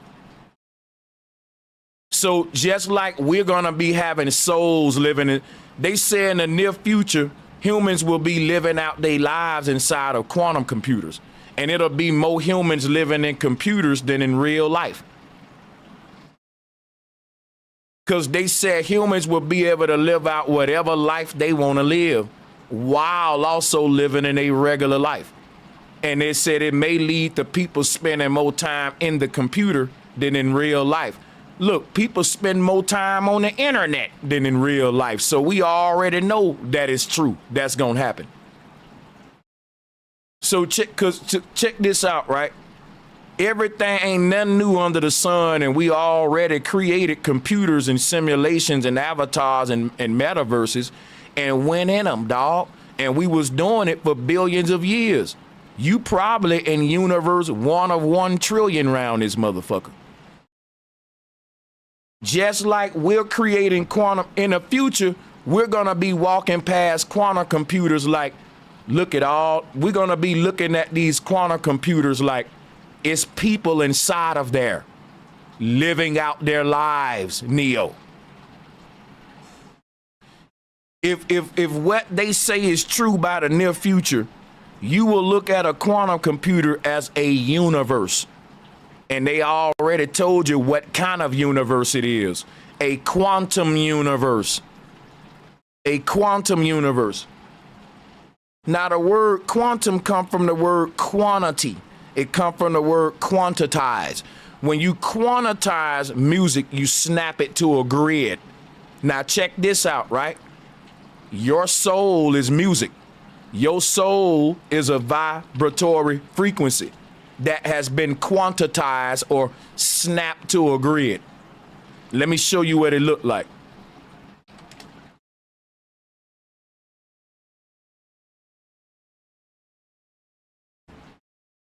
Check it out, right? Here is the soul snapped to a grid. When the soul becomes quantized, the result is the body. You see what I'm saying?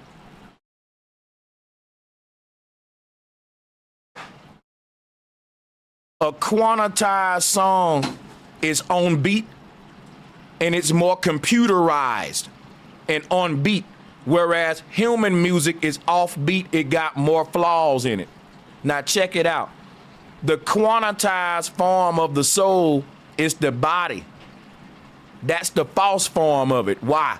Because when you originally made that song, it wasn't quantized. It was off beat. That means if I play a drum pattern right now and leave it as is, it'll sound more organic. It'll sound like the Roots crew, like Questlove, like some old rock music.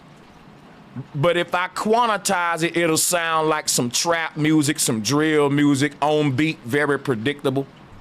It'll be the difference between live music and digital music. And live music is the living music. That's the one with flaws in it, those original imperfections that make you, you.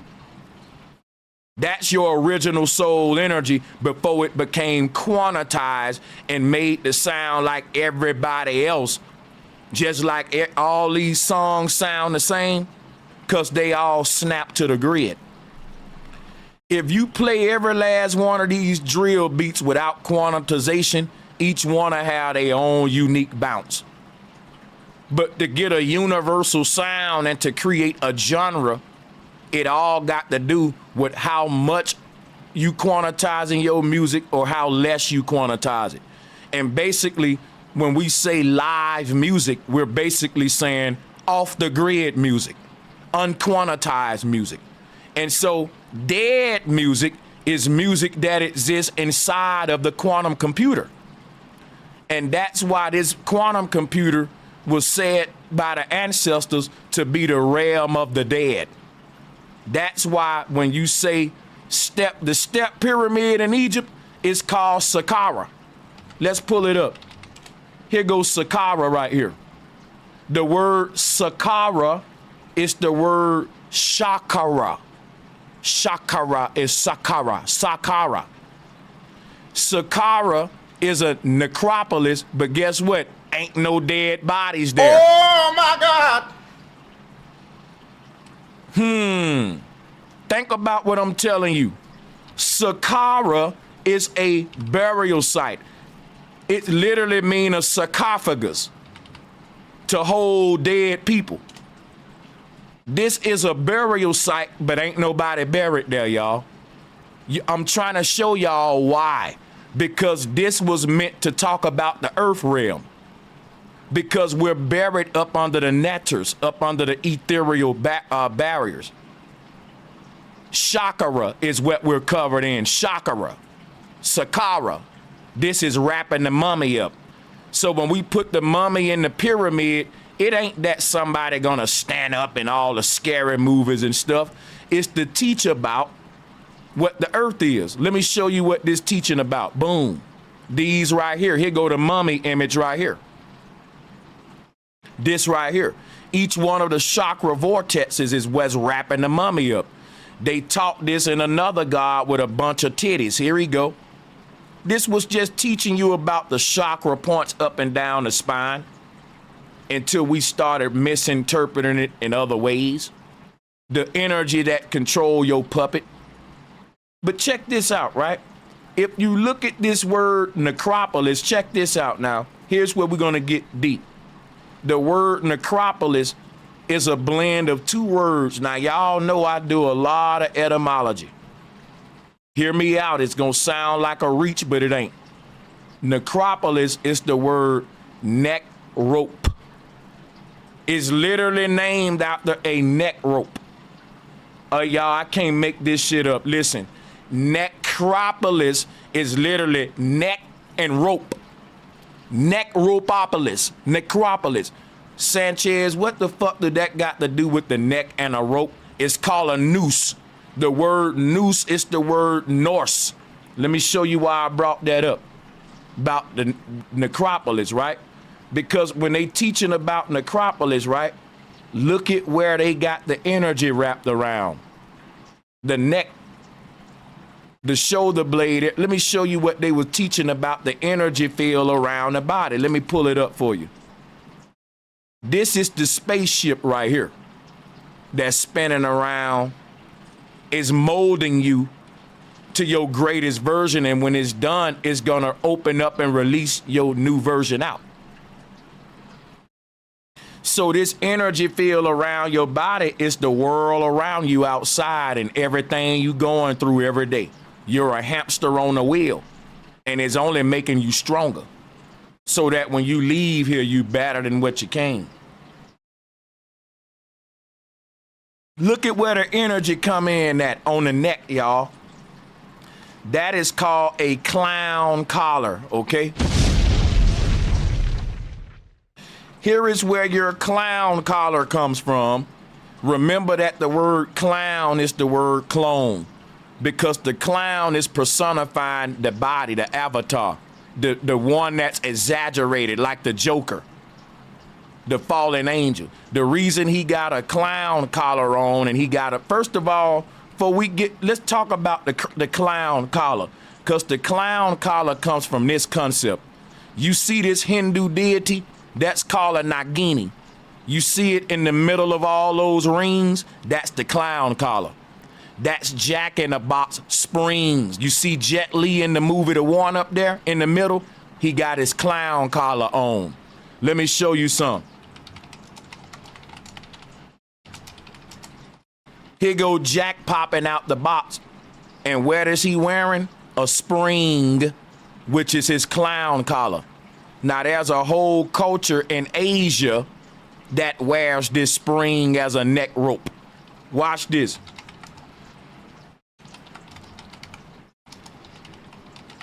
There are women in Asia that do this too. This is all part of a spiritual system that used to be on Earth. And that spiritual system was showing how our energy exit the Earth via the spinal cord and all that. You know what I'm saying? So check this sister out, and you can see that that's the Jack in the Box concept. But when I'm talking about necropolis, it ain't a reach. It's talking about the noose that's wrapped around your neck, causing your spirit not to breathe. Because as long as your body breathing, your spirit, your higher self ain't breathing. So what's causing your soul to be, your soul gave its breath to the body. So this is literally shown, when you see the clown collar, that's the fact that we are all really at the North Pole, tethered to the simulation. And I'm about to show you that just so I don't confuse you. Look at what I'm saying. Hold up a sec. Hold up a minute, so I don't confuse you.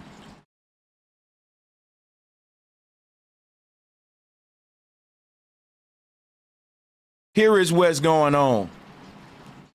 You are really at the North Pole right now, and you're asleep. And the dream that you're having is this life right here. And death is awakening. So since all of us are really asleep at the North Pole and we're tied and tethered to this simulation, they created this creature called a clown, which is the word clone. And the reason he got a big old red nose is because that's the pod that you're in. That's the pod. You put the clown nose on. In other words, look at it this way. Let me show you this one. This is gonna make sense to you. Look at this. Look at this. Look at the sperm. Look at the sperm going into the egg. See, the sperm is now putting on a clown suit called a body, and it's putting on that big red nose, y'all. See, the concept of a clown wearing a big red nose is like Rudolph, too. The big red concept is about this Pokemon ball concept. You see, big red, right, which is Santa Claus, Satan, the big red demon, Dr. Robotnik, which is the lord of the technology, lord of the simulation. You see what I'm saying? So, putting on the clown nose is literally you entering the simulation. The one with the jokes on you, that's the Joker, is all the same. So the clown looks like the Joker, you see. And what the clown is, it's an exaggerated form of a person. It's when a person take off all that makeup, they also get out of character too. And so when your spirit take the body off, it's gonna be a whole nother being. Why? Because architecture influences sound. It's called acoustics. If your spirit is a sound wave inside of your body, you can't be who you really are in this body, just like you can't hear a sound in its original form inside of a temple. You're gonna hear it with the acoustics of a big ass church. Your name gonna be Sanchez. And you may say, damn it, but I don't spell it with a H. Well, the church gonna spell it with a H because that's what the acoustics doing. The acoustics is putting that extra bass and certain inflections and ladders on your name that ain't there, and it's creating a false name of God, a blasphemous name of God, which is a pseudonym, and that'll be like you putting on a clown suit, and when you put the clown suit on, you say, don't call me Bro Sanchez, call me Chezzy the Clown. This my alternate persona. Now, when I take this suit off, you can call me Bro Sanchez again. And that's the thing about the soul coming into the body. The body go by a different name than the soul. The name of the body is just an exaggerated name of the soul that the earth created with an acoustic effect. So, let's say your name is pronounced Sanchez, but when we say it in this big ass building, it sounds like Sanchez. And you say, hey, you mispronouncing my name. And I say, no, I'm saying it right. The building just distorting the audio. It's giving us a false representation of what the soul is saying. And that false representative is the body, the Joker, the clown, the caricature. The one that's extra loud, extra fucking, I want to be seen. Look at me. I can do tricks, turning jokes, you know, and all that. That's what the clown, and that is what the soul does when it become a human. It's literally an exaggerated form of what it originally is as this advanced being. It's literally a clown of itself when it's in the flesh versus when you're outside of your body. Because putting the body on is putting the clown suit on. And when you put that on, your energy gonna be exaggerated. It's gonna be, it can never exist in its pure form as long as it's inside of this body. Just like you will never hear your name the right way inside of a big ass cathedral. It's gonna add certain tones and mispronunciations that just is not there in your name. You know, that's what the space is doing to the sound. And that's what the earth is doing to our energy right now, making this version of us, this lower version.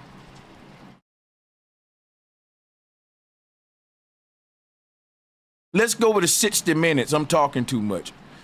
I just wanted you to realize that the quantum computer is definitely the universe reverse engineered.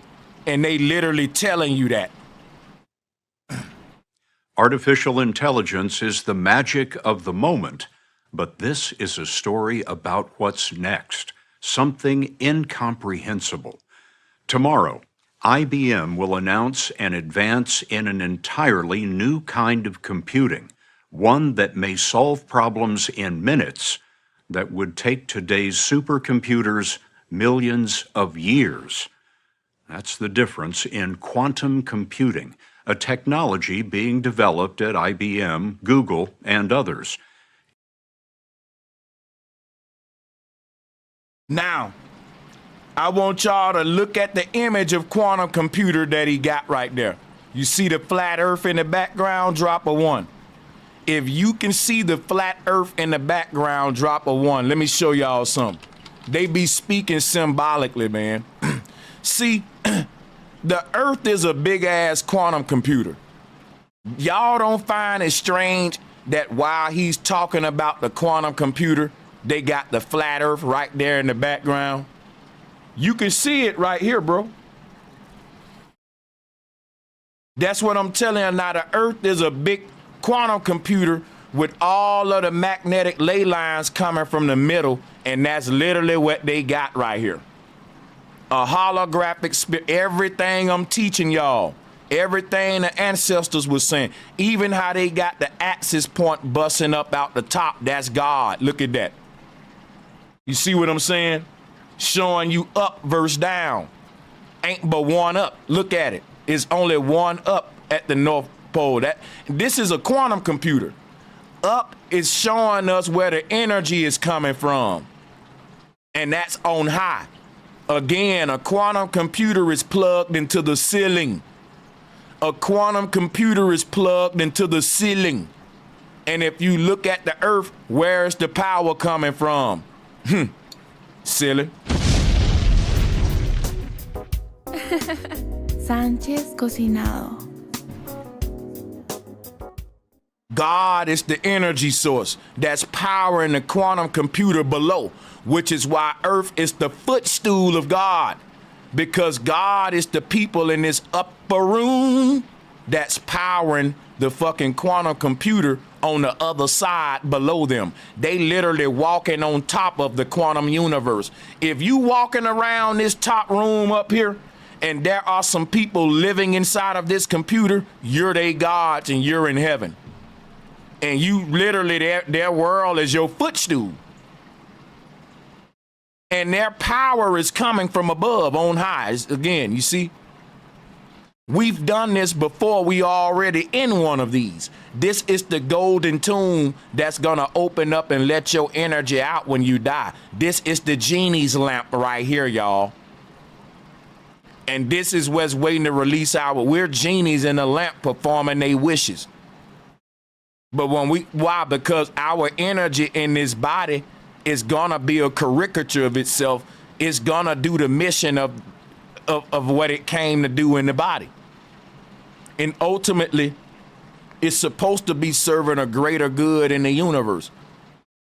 But that ain't always true, because it's people in power that got us off track. When they say get with the program, we ain't with the program. We with the virus. We with the indoctrination, which is them hacking the program. We're inside of a computer that our ancestors made, and they programmed it. And until you tap into your DNA, you're not getting with the program. And that means you're hacked at the moment. Something else is programming your actions. You're an avatar in a simulation. And until you get with the program, you can't make it out, because the virus ain't gonna lead your character on a path of ascension. Only the program that's written in your DNA will, and that's why your DNA is your Jacob's ladder. You listening to everything but the DNA, which is the voice of your ancestors on the other side trying to guide you out this bullshit. They've been telling us the earth ain't our home. Let me show you some images of this big quantum computer that we call Earth, though. So this step pyramid was our ancestors trying to teach people that we live in a huge quantum computer. And here it is right here. This is a burial place for fallen spirits, fallen angels, which is why they call it Sakara, which is the word chakra. If you look at this image and look at this image, you can see that Sakara is literally showing us about our chakras. So again, when you say Sakara, it's another way of saying chakra. The S is chakra. And that's why if you count the levels, 1, 2, 3, 4, 5, and then you got 5 kashas over here. 1, 2, 3, 4, 5. Don't you think that ain't no coincidence, bro? Everybody got 5 of them, even this one. 1, 2, 3, 4, 5. And then you enter this upper, that's when you leave this realm and go up to a whole nother reality.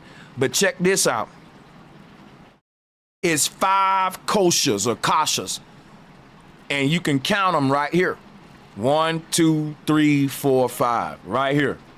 And these are the chakras. And Sakara is teaching us that 1, 2, 3, 4, 5 about the 5 kashas. Because the earth is a burial spot. What are you buried in? The rings of Saturn. Look at this. Your true energy is at the core of this layered Saturn system. Until you strip through all these layers, you can't unlock your energy from this quantum computer. So you literally opening up the gifts under the tree. We are all like gifts, Christmas gifts, wrapped up under a tree. And then you open up the gift right here with the ribbon on the top, which is the crown chakra right here. And the Christmas gift is the cube of Saturn. So check this out, man. You see your magician's wand right here? The spinal cord and the mind, magician's wand. Now check this out though.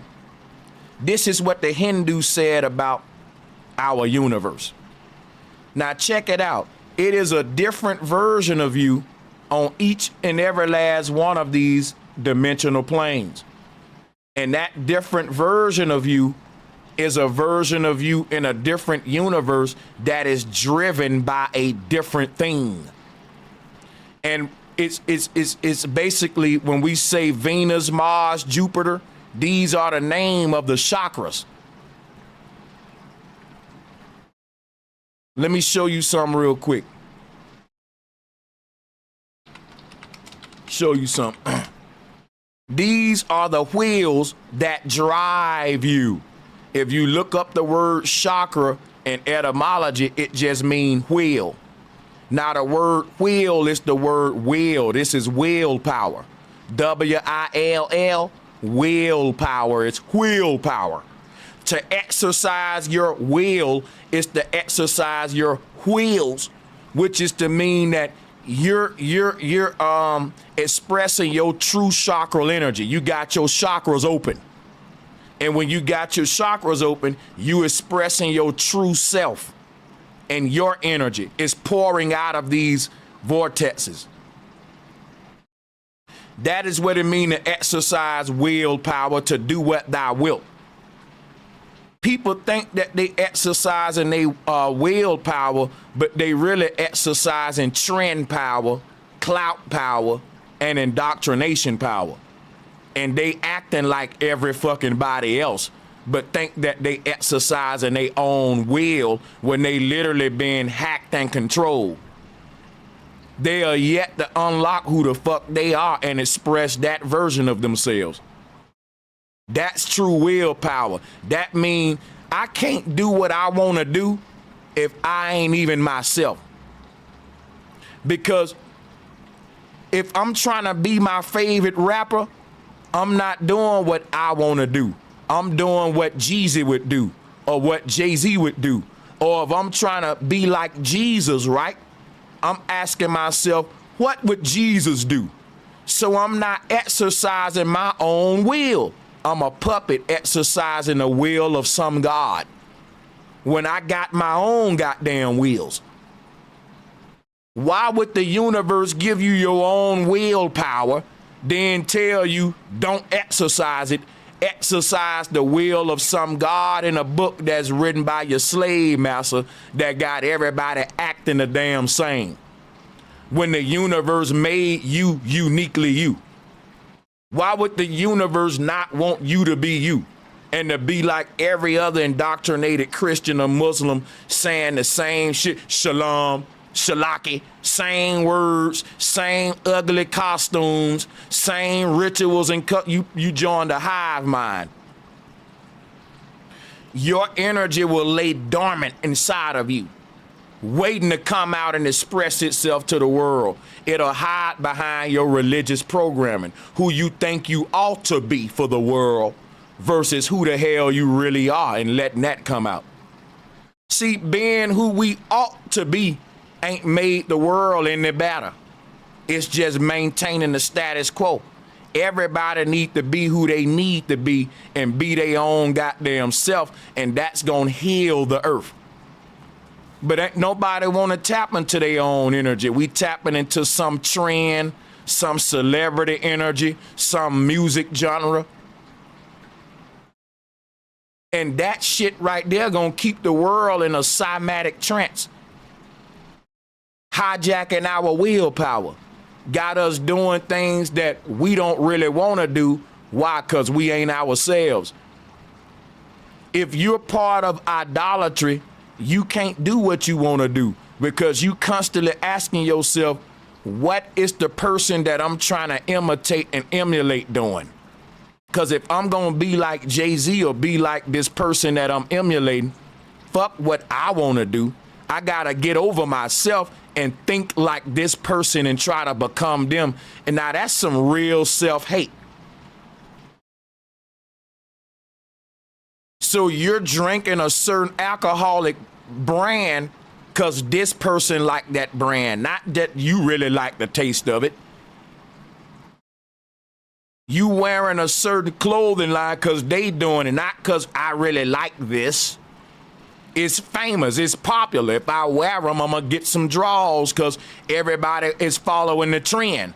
So if I put on the new such and such, people gonna bop to it. Because I'm up to date, I'm with the trend. And if you can either stay up to date and be tapped in into the new trends, or you can stay in tune with yourself and stay tapped in with yourself. You're your own vibe, but you trying to keep up with the vibes that they giving you on a man. Like, think about that every single human is their own swagger and their own whole unique vibe, nigga. And then you will say, fuck that, and that's what I'm saying. So these chakra systems, like I said, let me show you this real quick so this will make sense to you. There's a different version of you on each one of these dimensional planes, fam. And you're like a hamster on a wheel. And you and this different version of you that exists in each one of these little dimensional planes, because it's a hamster on a wheel, all of your chakras are spinning right now, dog. I'm trying to teach you some deep shit now. Hear me out. Each one of these chakras up and down your spinal cord is a gateway into a whole nother universe with a whole nother you. And what's creating a whole nother you in that whole nother universe is that you are driven by something differently in each one of these universes. And now that's what a wheel is made for. Okay? A chakra is a wheel. What do we make wheels for? To drive things. Why do my car got wheels? So it can be driven. Why do my body got chakras? So something can drive it. Your soul is the driver of your body, and just like your car got a driver, you need wheels too. You need wheels too. So these are the wheels that the soul used to turn the car to the left, turn it to the right. If your soul wants you to go to the left, but you going right, your soul may put a pretty fine lady to your left side because it know that you gonna think with your dick in your bottom chakra. And you was gonna walk to the right side, and if you would have done that, one of your ops would have saw you and blew your brains out. But that you saw that big booty on the left, and you walked on the left to holler at that woman, and you don't even know that spiritual nudge just saved your life. This is how your body is being guided from the other side. Your buttons are being pressed. If the spirit, if the spirit, the most high version of yourself, which is a version of you that's on a higher plane, fishing for its lower versions, is trying to collect its fallen selves, it's collect them all like Pokemon. Your higher version is a fisherman like Christ. It's trying to pull its lower selves back up and raise them up like baptism. Right? So your lower versions are like dirty outfits. Right? Your soul started in heaven and it inherited this treasure box full of clothes. Each outfit was a different version of the soul in a different universe. And the soul said, before I can wear any of this shit, I got to clean it all. So it put each one of its versions in a wash cycle. And it said, because I just can't wear this as is. I got to wash it and iron it and tweak it to my likeness. I like this particular outfit, but I just got to do my own little things. I'm going to wear it, but I just got to wash it, iron it, get it right. So how would that feel if you was an outfit that was being washed, ironed, put, stretched? It won't be comfortable, will it? That's literally what you are. Your body is an outfit that your soul is washing, ironing, stretching, trying to make it to something, okay, it uniquely fitted the right way. And that's getting full control over its avatar, harnessing its demon. And it'll be able to become any of these versions of itself and maintain who it is in any of these outfits. So it can be Bro Sanchez in his universe. It can be Broderick Paris in another universe. But either one, it'll always know I'm God. Versus where we at now, we sort of just putting the outfit on as is, and it ain't wearing, we ain't really wearing the outfit. The outfit wearing our motherfucking ass out. Is wearing your ass out. And you get, cause this outfit got a mind of its own, man. It'll wrestle with you. Because when you buy some shoes out the store or a suit, it fits real uncomfortable. You got to break it in. And that ain't a comfortable process. You got to wear them new shoes. It's gonna hurt at first. But you'll break them in and it'll mold to your feet and it'll fit like a charm. And that's the soul trying to get comfortable in this body, trying to know itself. It's twisting around. It is looking in the mirror saying, no, I don't like, nigga, you messing. That's like you putting that outfit on and you saying, I like this outfit, but I need to stretch the collar a little bit. I like this outfit, but I'm going to change the shoelaces with this shit. It need a new belt, though. And that's the soul just getting them final tweaks right, like, you know, I fucks with this version of myself, but he too loud, right? He cut people off a lot. So guess what? You'll see me working on that in my life. You'll see me working on different things, and that's me saying, I like this Sanchez part of myself, but he just need to be tweaked a minute, and then I can wear him, right? That's me taming this avatar. This it's like riding a bull. I bought this bull to get around. I bought this horse, but I gotta break this horse in as a horse rider. I got to tame him. I gotta build a relationship with this horse. And the more I ride him, the better it is to ride this horse. So until you learn how to ride the horse gonna ride you. Like a dude on top of a bull that's losing control. He ain't riding the bull. The bull basically riding him at this point, you know. And that's the thing about you controlling the body or the body controlling you. So these chakras are wheels, and that's because the car is a vehicle, and these are the things that drive it. Now let's move forward. It's named for quantum physics, which describes the forces of the subatomic realm. The science is deep, and we can't scratch the surface, but we hope to explain enough so that you won't be blindsided by a breakthrough that could transform civilization. The story will continue in a moment.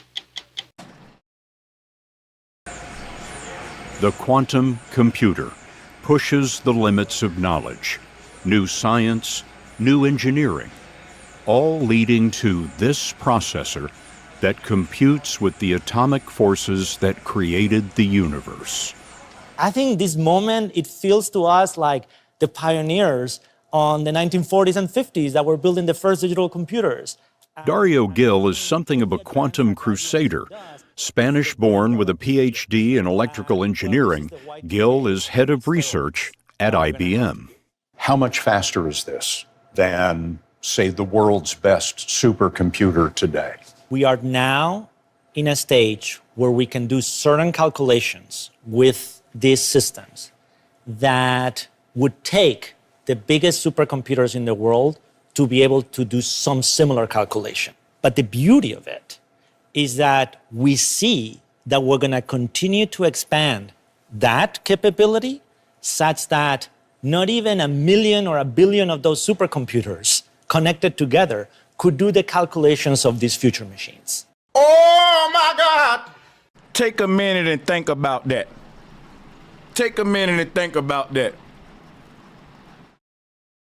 You can take all of the supercomputers in the world and put them together, and they won't do the work of just one quantum computer.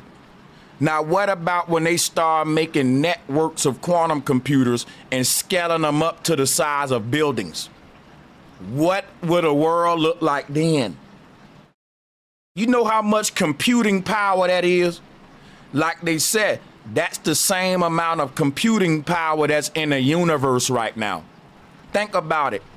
Everybody that's moving around, thinking thoughts and having an action right now, we're in a computer, and a computer got to be able to express all of this energy in a form of data output. Now think about it. If you ask your computer to do too much things at one time, it'll freeze up. But yet the earth is a big ass computer, and there are billions of creatures on this motherfucker doing everything they want to do right now. It's animals and ocean life and so much things, like when a seed go in the ground gotta know to grow the orange to an orange, the apple to an apple. That's written in the program. Everything is the expression of data and a computation of data like a computer in this world. If we're in a big computer, it got so much processing power that we would call it God, we would worship it. Because we don't have nothing we can compare to when we make our own simulations with that much power. Until now, the quantum computer is literally, when the Bible say God is coming back to the earth, the second return of Christ, when we talk about the Pharaoh being able to come back to the earth, that's the quantum computer. We're literally erecting the tombs of the pharaohs, and when we fire these things up and open them up and connect them to the grid, we will be connecting to a portal of from the past that's connecting the future. And that's why the quantum computer is ancient technology that keep coming back. And every time the quantum computer come back, we cheat death. The quantum computer will be one of the main things that allow humans to cheat death. Why? Because I just told you the Pharaoh created the shit from the jump, the cheat death. Look at it. That is the Pharaoh showing you that when he died, he put himself inside of a big quantum computer. That became his fake ass reality for him to linger out his existence on the astral plane. He basically mimicked the universe. And so this is how the Pharaoh cheated death. He said, you know what? I'm gonna make this entire universe that I'm in into my own computer program, and I'm gonna go inside of my own program and live indefinitely in a machine. And so the Pharaoh personifies himself as a big quantum computer. Our answer, see, they're telling us today, they saying in the future, humans are gonna be living inside of quantum computers. Guess what they ain't telling you?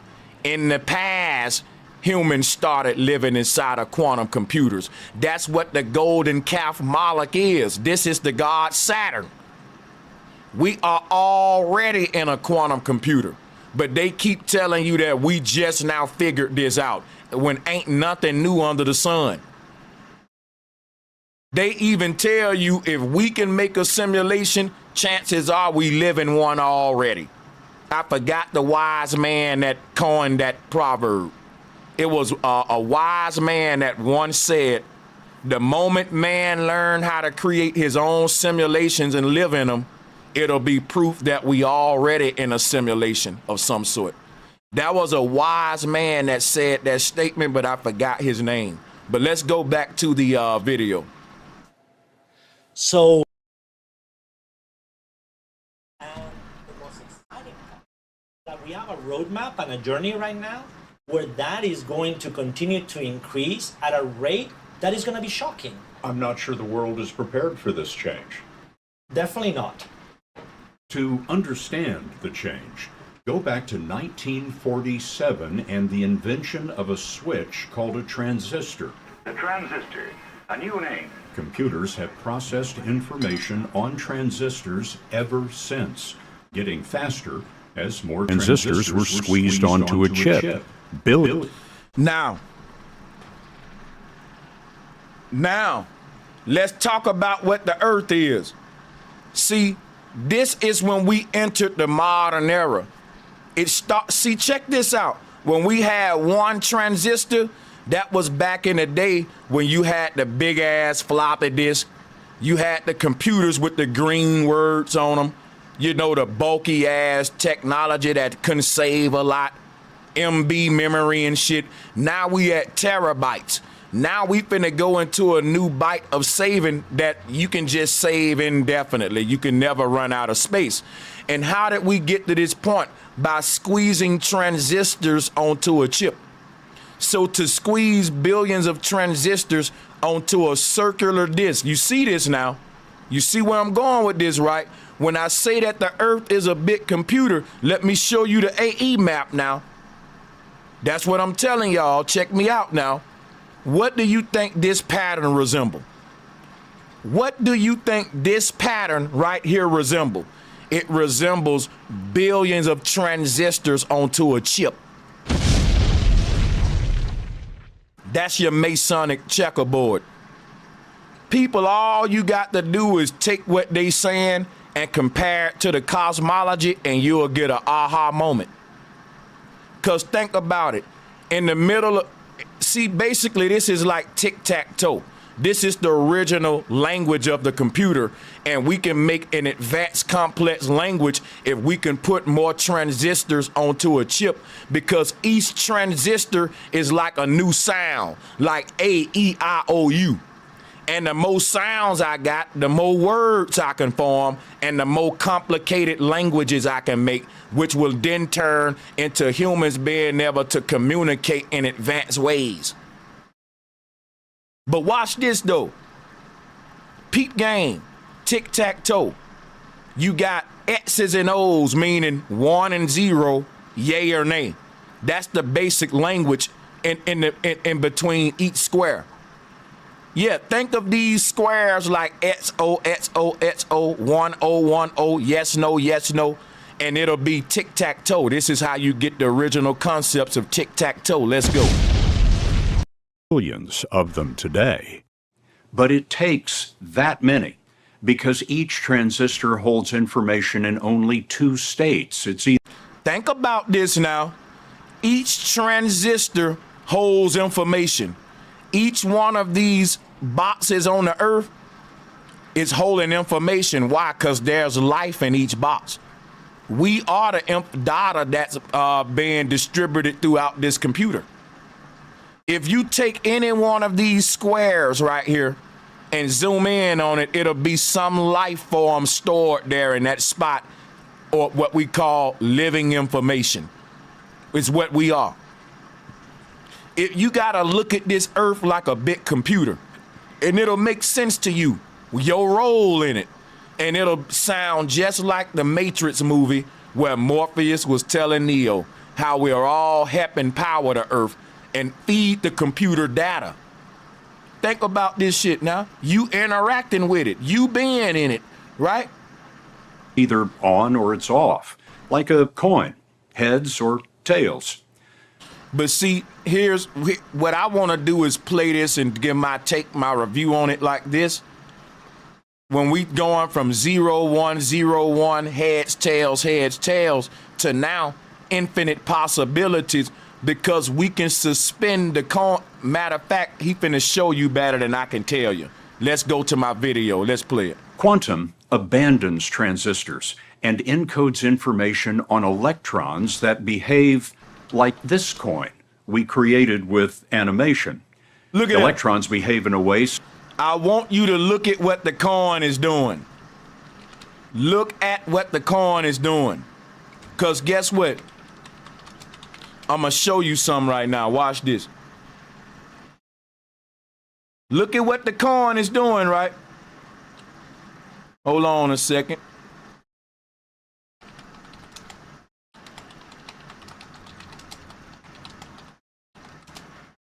Hold on a second, guys.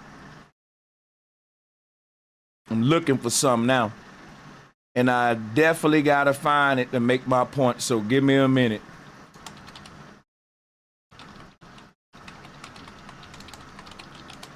Give me a minute to find it, people. This is important.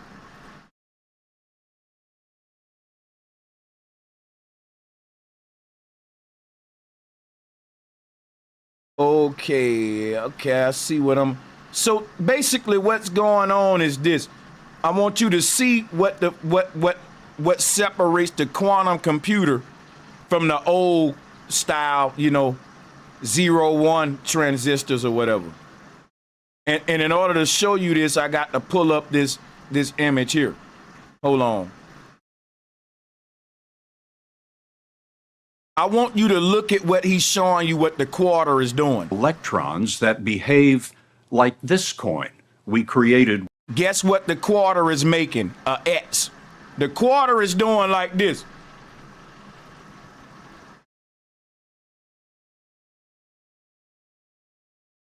That'll look like the Ouroboros.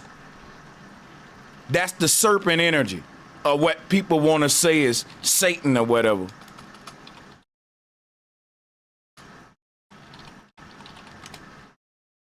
This is what it's doing. Now, if you look at this pattern that I'm showing on the screen, it's chasing its own tail. It's chasing its own tail. That's what the quarter doing. Look. You ever saw a dog chase his own tail? Look at my hand.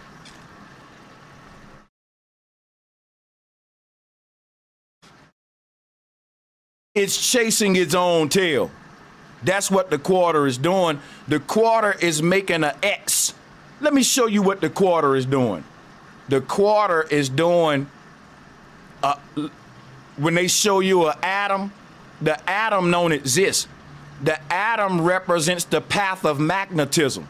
The atom ain't nothing but them showing you how energy flows in a torus field. The atom ain't real. The atom only is a symbol that created by showing you how energy flow in a torus field. And this is how it flow, like the aura, just like this snake. That's what's happening right here. It's like DNA. It's chasing its own tail. It's an endless loop. It's making a number 8. This is the two serpents. The two serpents, the caduceus. This is what them two serpents is doing. Chasing their own tail. That exactly what they showing you, how to create endless energy, perpetual motion. This is a new way of not only powering the world, but programming computers, y'all. The world about to change, y'all. The world won't be the same because, and this knowledge right now is being rolled out in front of our very eye. This the knowledge that the ancestors been talking about.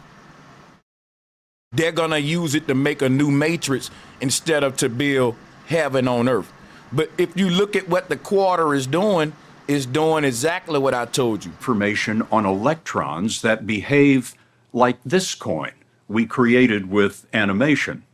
Electrons behave in a way so that they are heads. It's making an X pattern. It's doing this. It's doing this. The atom ain't nothing but this right here. They're trying to show you the path of electrical energy. Now check this out though. All of the energy is doing this like this around a pole. Salutes to whoever made this. Now look, when the ripples fade up in the head, they start back at the bottom and work their way up again. It's an endless loop. All times and ages are recycling themselves in the Hindu cosmos. So I wanted to show y'all this little Giphy right here. Because look, they personifying the universe. Look at it. Here go the Hindu universe. This is Gaia, the earth goddess. Look at her. Guess what she's doing? Hula hooping. She's hula hooping. You ever saw a woman hula hoop? The earth goddess hula hooping, man. Check it out.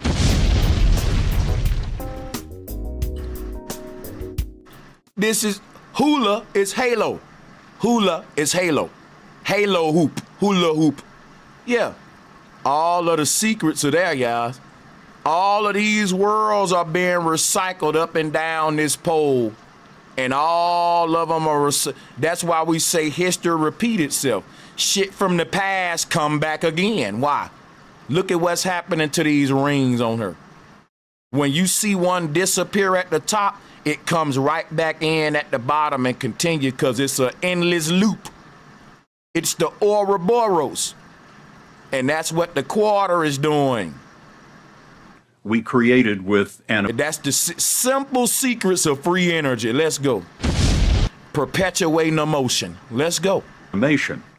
Electrons behave in a way so that they are heads and tails and everything in between. You've gone from handling one. So where do we get that from? You don't got to be heads or tails. This is a whole nother approach in energy harnessing. This is the God knowledge of the ancestors. You don't have to do heads or tails because you can create a situation where it's a perpetuation of heads and tails indefinitely. Think about this, right? The old way we created energy is like flipping a coin. And when the first time I flip it, it land on heads. And it land. The second time, it land on tails. Then heads, then tails, then heads, then tails. That's the old way we created energy. And we harnessed the energy from that motion right there. Heads just flip, tails just flip. That's negative and positive. Both will give me a battery, which is energy. So our early way of making energy was flipping a coin and waiting for it to land. And when it land on the positive side, give me that energy. Boom, negative side, give me the other half of my battery. Flip it again, give me my positive. Flip it again, give me my negative. And that takes too long. All you need is the motion of duality. You see that? Or you need negative, positive, negative, positive, negative, positive. Now, what if I say the way we've been creating energy from motion is by flipping a coin and saying, boom, give me the energy from the heads. Boom, give me the energy from the tails. Boom, give me the energy from the heads. Boom, give me the... That's an inefficient way of doing it. Because guess what you can do instead of doing like this? Boom, boom, boom, and getting the energy every time you flip the coin, you can just do this. And it never land. And because the coin that I flip will never land, it ain't heads or tails. And I can just siphon the energy from it flipping forever. Because energy is motion. Now, did I make it make sense for you in layman's terms? Drop a 1. In other words, I can constantly draw energy from a free energy source or drinking from a perpetual well that'll never dry up because I'm going to keep the quarter tossing forever. In other words, we're not drawing energy from heads or tails. We're drawing energy from the perpetuation of heads and tails. That's where we headed now. We're learning how to basically put it this way. We can flip a quarter and make it flip forever. We can freeze it in a state of just flipping and start drawing energy from the fact that the quarter is flipping versus the fact that it landed on heads or tails. That's where we going now with the energy shit. One bit of information at a time on a transistor to exponentially more data. You can see that there's fantastic amount of information stored when you can look at all possible angles, not just up or down. Physicist Michio Kaku of the City University of New York already calls today's computers classical. He uses a maze to explain quantum's difference. Let's look at a classical computer calculating how a mouse navigates a maze. It is painful. One by one, it has to map every single left turn, right turn, left turn, right turn before it finds the goal. Now, a quantum computer scans all possible routes simultaneously. This is amazing. And that's exactly what we are. Now, think about this, right? Your soul is like the mouse that's trying to navigate Pan's Labyrinth, right? Now, peep game, right? The reason we keep dying and coming back is because we've been operating under classical computer design. The mouse is trying to make it out of the trap, which is the earth realm. And the white mouse is your soul going through Pan's Labyrinth. It'll take us forever to make it out this thing using classical computation techniques. So the people in power right now, they are upping their game to a quantum computer level because we're doing the same and we about to make it out. The way that our paradigm is evolving as a collective, we're no longer operating in a classical computer sense. We're doing what the quantum computer doing. And if when we start activating our quantum computer programming, we gonna make it out this maze just like the rat on the right. The reason we've been stuck inside of this shit is because we're inside of a quantum computer, but we're not acting like a quantum computer. Until we mimic the shit that we're in, we won't even make it out. And that's the as above, so below. We gotta mimic this thing.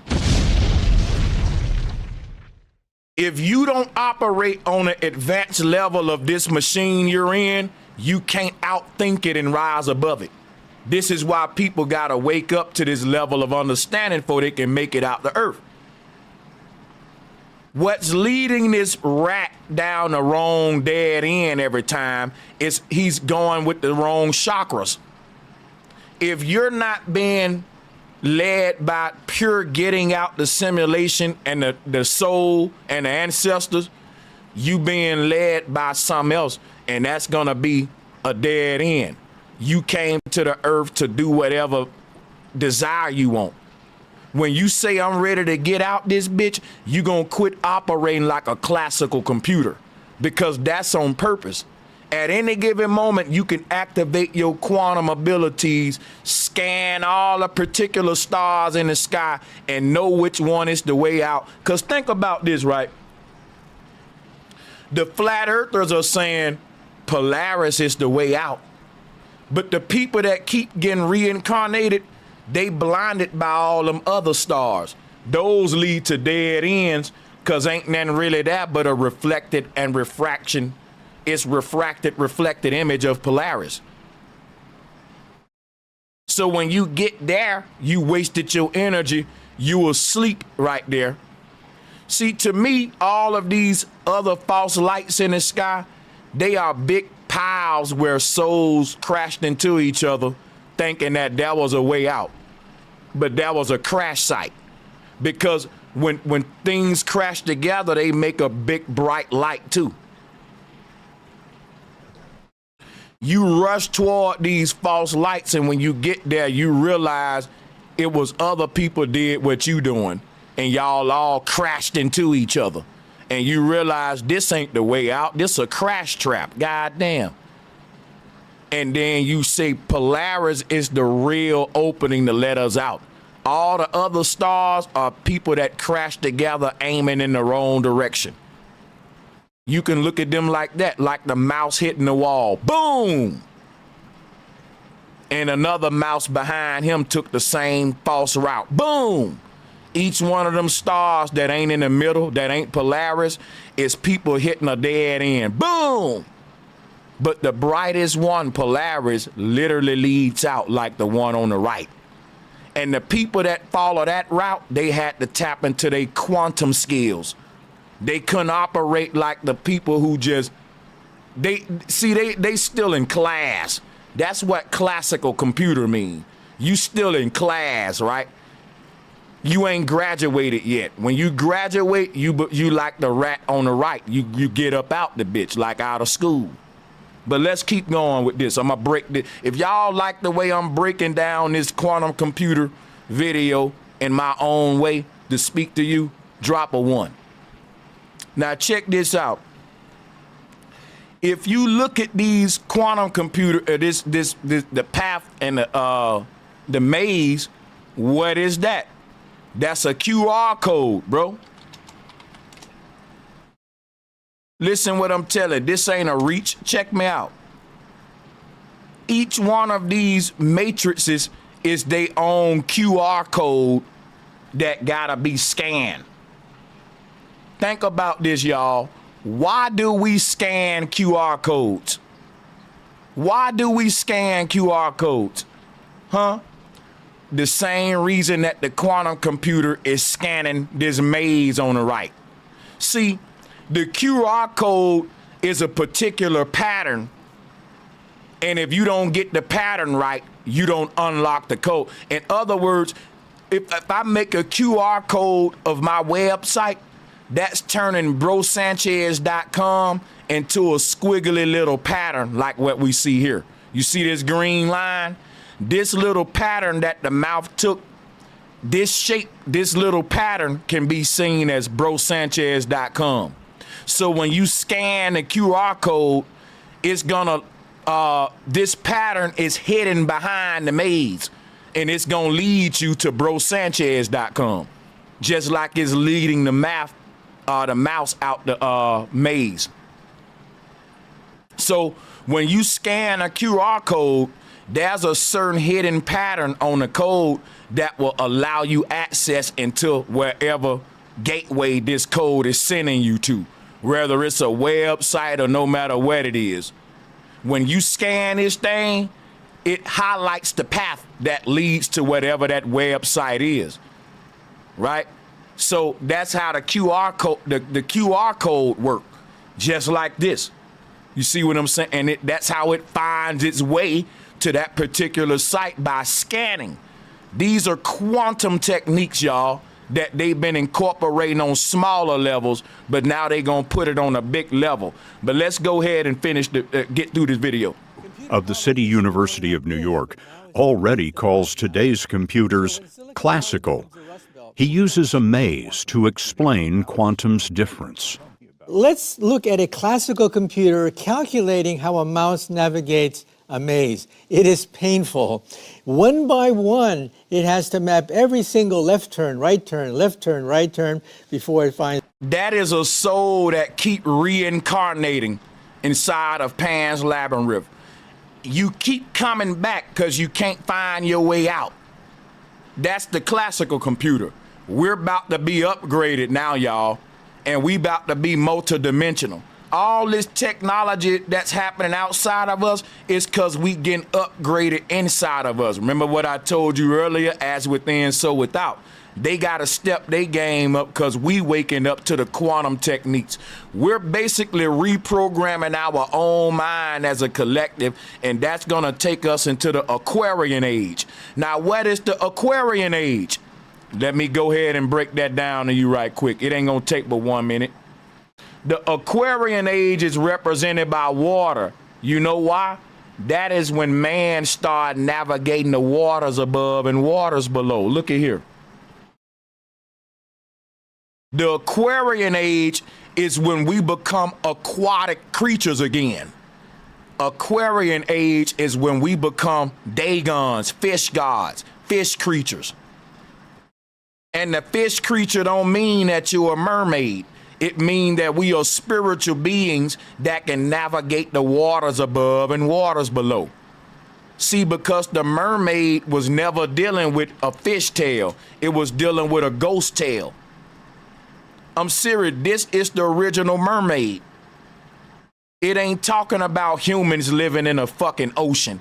Dog, if humans was living in the ocean, we would have been found them, or they can hide like a motherfucker.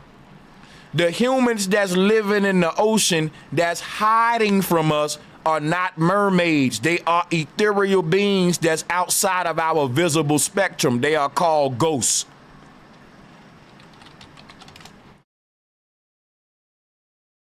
So this is a lie right here. This the bullshit that they giving you. See, they rather give you this right here because they don't want to give you this right here. The mermaid is literally your spirit traveling the waters above. That's when we in our fish form, which is the sperm cell. That's when you have one big ass tail for a leg. People keep talking about human mermaids. They talking about humans that got one fish fin instead of 2 legs. That was your sperm cell, dog. They turning the secrets of our birth and our death into mythology, into stories and shit. So the ghost becomes a mermaid. But let's continue. Is the goal. Now, a quantum computer scans all possible routes simultaneously. This is amazing. How many turns are there? Hundreds of possible turns, right? Now watch this. When they say open up your third eye, let me show you some what they saying about what the quantum computer doing. The quantum computer will scan every single possible route and go to the one that's the way out. But if you ain't got the quantum computer skills, you gotta operate like the mouse that's in the classical computer. Why? Because he can't scan every route. Why can't he scan every route? His third eye ain't open. Sanchez, what you mean? Check this out, brother. Check this out. Your third eye is the light that's on your caveman helmet. You see what I'm saying? Let me show you something. If your light that's on your caveman helmet ain't bright enough, you gonna be going down the wrong path. You might get stuck in that cave. You might die in that cave. Because if your light ain't bright enough in this dark ass cave, guess what? You gonna have to go down each path individually like the mouse on the left. But if somebody got a bright ass light on their helmet, they can light up the whole cave and see what the way out is. And that cave light on top of your helmet is the third eye. Now let me show you something.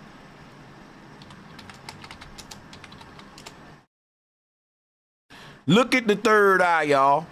You see where it's at, right? That's gonna illuminate the path of darkness for you. Like the caveman with his helmet on, with his light on that helmet. I like this one. I gotta use it. I'm sorry. I like that. I fucking like that one. Shout out to the artist that made this one. We got to use it. So check this out, right? Look at the third eye. It ain't nothing but a light that's illuminating the path of darkness. Look. Now, if your third eye ain't open all the way, you're gonna be acting like the mouse that's on the left. Let's play this again. You in a cave right now. And the reason you keep reincarnate is because you won't open up your fucking mind. Now, let me show you what you doing, fool. Look at here. Classical. He uses a maze to explain quantum's difference. Let's look at a classical computer calculating how a mouse navigates. Translation, let's look at a stubborn dumbass that don't want to open their mind to what the ancestors teaching. This is how they, come on, let's translate it. A maze. It is painful. One by one, it has to map every single left turn, right turn, left turn. Because it won't open its third eye. Because it got that damn ass light on the top of that helmet, and you literally got to go towards some shit to literally illuminate it. Instead of me, I can stand right here and light the whole side of that cave up without walking over there.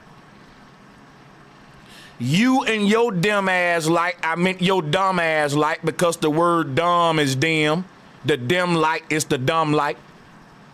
That's why we say the smart people are bright, they are bright. And the dumb people are dumb dim, dumb dim. A demon is a dumb man. Because a dumb man can be used for any purposes no matter how evil they are.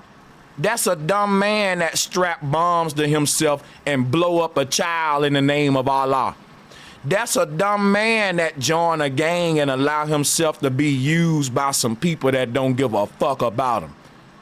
You a demon, a dumb man, a demon, dumb ass, dumb man. Dumb people do evil shit. It's just facts, man. They don't do them because they evil. They do them more so that they dumb as fuck, because I can tell you right now, watch this. I can tell you right now, right? Everybody in a gang ain't evil. But everybody that join a gang is so dumb than a motherfucker.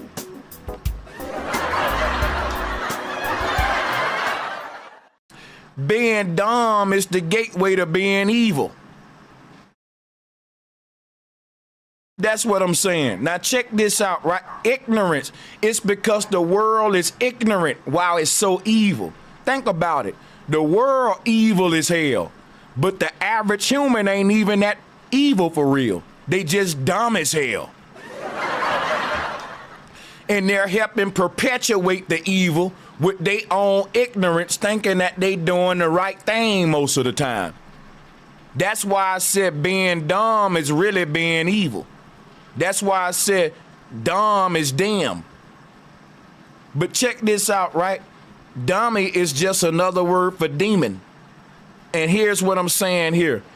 Demons don't open up their third eye to spiritual concepts because dummies only think in the fleshly form and the bodily form. That's why dummies always make mistakes, because they don't let their spirit guide them. They literally operate under the body, and they keep finding themselves making mistakes like dumbasses. Dummies, demons. If they were bright, they would make better choices. Bright people. How are you bright? Because your third eye open. Think about this, right? If me and you in a cave, I'm going to say, look at those bright people over there. That's because they light is the brightest. All of these cave explorers are in a dark cave.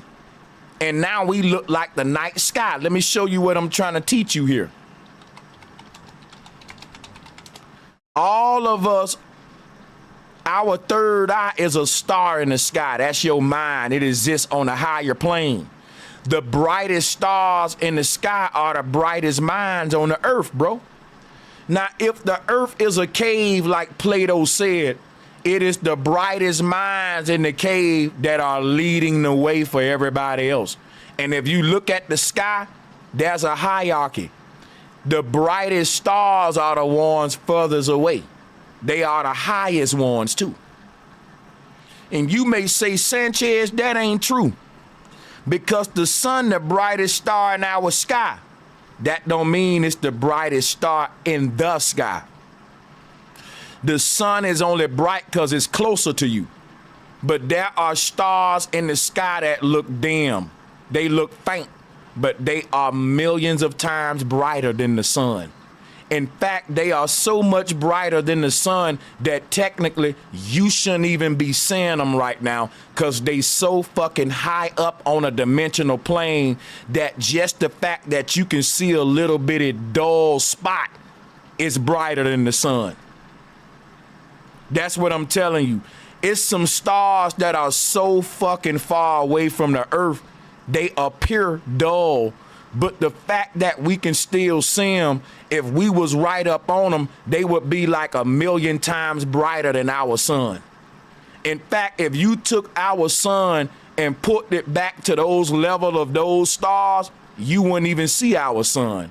Our sun would be invisible because it ain't that bright. The highest stars may seem like they the dimmest stars, but they the highest ones. They really bright. The highest stars in the cosmos, they are far away from us and they don't seem like they that bright, but they actually are the brightest ones that's leading everybody else. Now check this out. The brightest star in the sky is Polaris. It's in the middle. It's in the middle. Now check this out. It's if every star in the sky is following Polaris, which is why Polaris is the guide. That's what's happening in the sky. So that's what happens on the earth with a compass. Everyone trying to find a way is gonna be guided by Polaris when they shoot an azimuth and use a compass. Because on a spiritual level, Polaris is the brightest mind among our rank. Every star is a projected mind, and Polaris ain't neither one of us. Polaris is a culmination of every falling star in the sky meeting up in one spot. So we exist united at Polaris, but we exist separated below Polaris as a bunch of different stars. And each of these different stars is just a ray of light that was born from Polaris. So united, they fall apart, but divided, they rise up together. And the Egyptians, they basically created a symbol to teach it. And this is it right here. Every ray of light that you see coming from that ball is a star in the sky. Each of these stars is the ending, is a ray of light that's being projected from Polaris. So we can exist in two forms, united in Eden or separated in the earth realm. If we wanna break apart from the hive mind or the base reality that we created in Eden and be a unique individual soul, then we leave Eden as one of these rays of light. And that's why these rays of light got a hand on it, you see? Each sentient being is tethered to Polaris. That's where we get our energy from. So each star in the sky is someone's silver cord or some animal's silver cord. You can't count the number of stars in the sky, just like you can't count the amount of dust grains that exist at the beach, because it's so much life in the earth, from flies to ladybugs, grasshoppers. Each one of them is a star too. Every dog, every horse, everything that's breathing with a soul is a star for you in heaven. That is just a tethering line that show where your energy is connecting to Polaris. Anything using energy, I gotta ask it where you getting your energy from. And it don't have to answer because I already know. There's only one source of energy, and that's a big tower in the middle of the earth. Everything is plugged into that. So you can look at each of these rays of light like a scuba diver going into the ocean. And every scuba diver got a lifeline so that they can breathe some air. So when all of us fallen angels came down into the earth realm, we had to be able to have a power, so energy, so oxygen to breathe. Just like a scuba diver got a lifeline where he can breathe, every single creature is tethered to this energy source that they're calling God. But the word God is the word guide. And this energy source that's powering our body will also tell our body what to do with that power. And that's the thing right there, what God is. God ain't just power. God is guide. God is infinite energy. But it's also the energy telling the recipient what to do with me.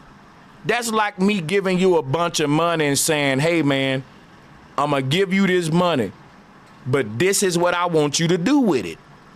And if you do this with the money, you will be richer than all the money I'm giving you now. That's like me saying, listen, bro, I'm about to give you $1 million, but I don't want you to spend it on yourself. I want you to buy this business because you like to cook, right? You finna start a food business and you gonna make way more than $1 million. So quit looking at this $1 million like, okay, give me $1 million. I ain't giving you $1 million. I'm giving you this $1 million and I'm telling you what to do with it. If you do what I say do with it, you will have way more than $1 million. But if you take this shit and just ball out, you a fool and you can't ask me for nothing else.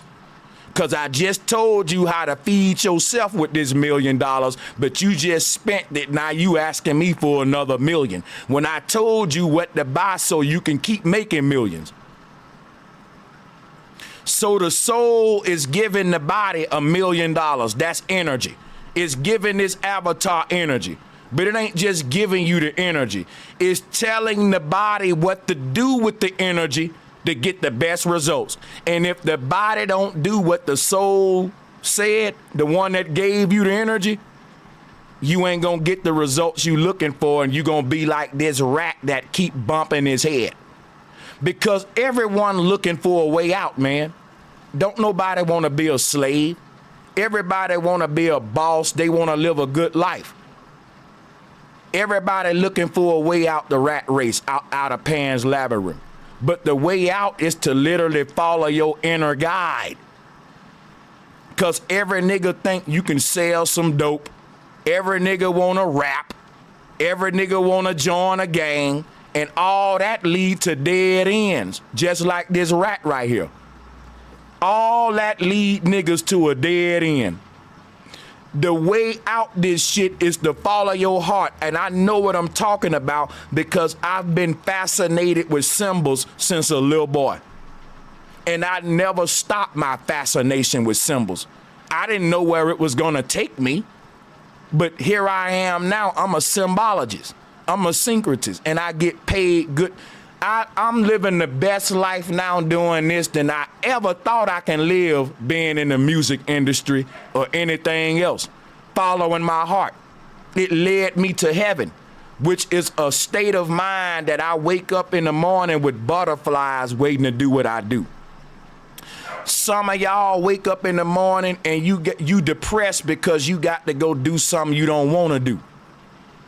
And I'm telling you, the only difference between me and you is I followed my fucking heart and gambled on myself, dog. That's why niggas can hate on me, but you playing it comfortable. I took a chance on myself. And if you gonna gamble on somebody, gamble on yourself. If people believed in themselves like they believed in all these gods, they'll get more results than believing in all these gods. Now, people, I ain't coming to play today. I'm coming to somebody need to hear what I'm saying. And if you want to support my message and my cult, hit that Cash App I just posted. I'm being funny, right? Because they say I got my own religion, right? They say I'm a cult. Nigga, this right here is innocent motivation and positive vibes. This ain't no spooky shit. This me giving people the power, telling them that they are the controllers over them. See, in a cult, people take your power. In a cult, people want to vampire your power. If this was a cult, why would I be telling people to activate their own power? Why would I be telling people, don't believe what I'm saying, prove me wrong? That ain't what cults do. But let's go back to the video and do some more teaching, man. Come on. It is painful. One by one, it has to map every single left turn, right turn, left turn, right turn before it finds the goal. Now, a quantum computer scans all possible routes simultaneously. And guess what, y'all? That's because when we become quantum, which is what we talking about, when you activate your pineal gland, guess what? You just fired up your quantum computer. When we activate our pineal gland, we just fired up our quantum computer. And when we fire that motherfucker up, it is a Jedi sword, a lightsaber. That's what the Pharaoh holding in his hand, y'all. That's what the Pharaoh holding in his hand, y'all. When the Pharaoh fired up his quantum computer, he ended up with a lightsaber in his hand. That's flat from a reflection off of a Mount Service. That's what they call Mount Calvary. Look at this, y'all. This what the Pharaoh holding up, y'all.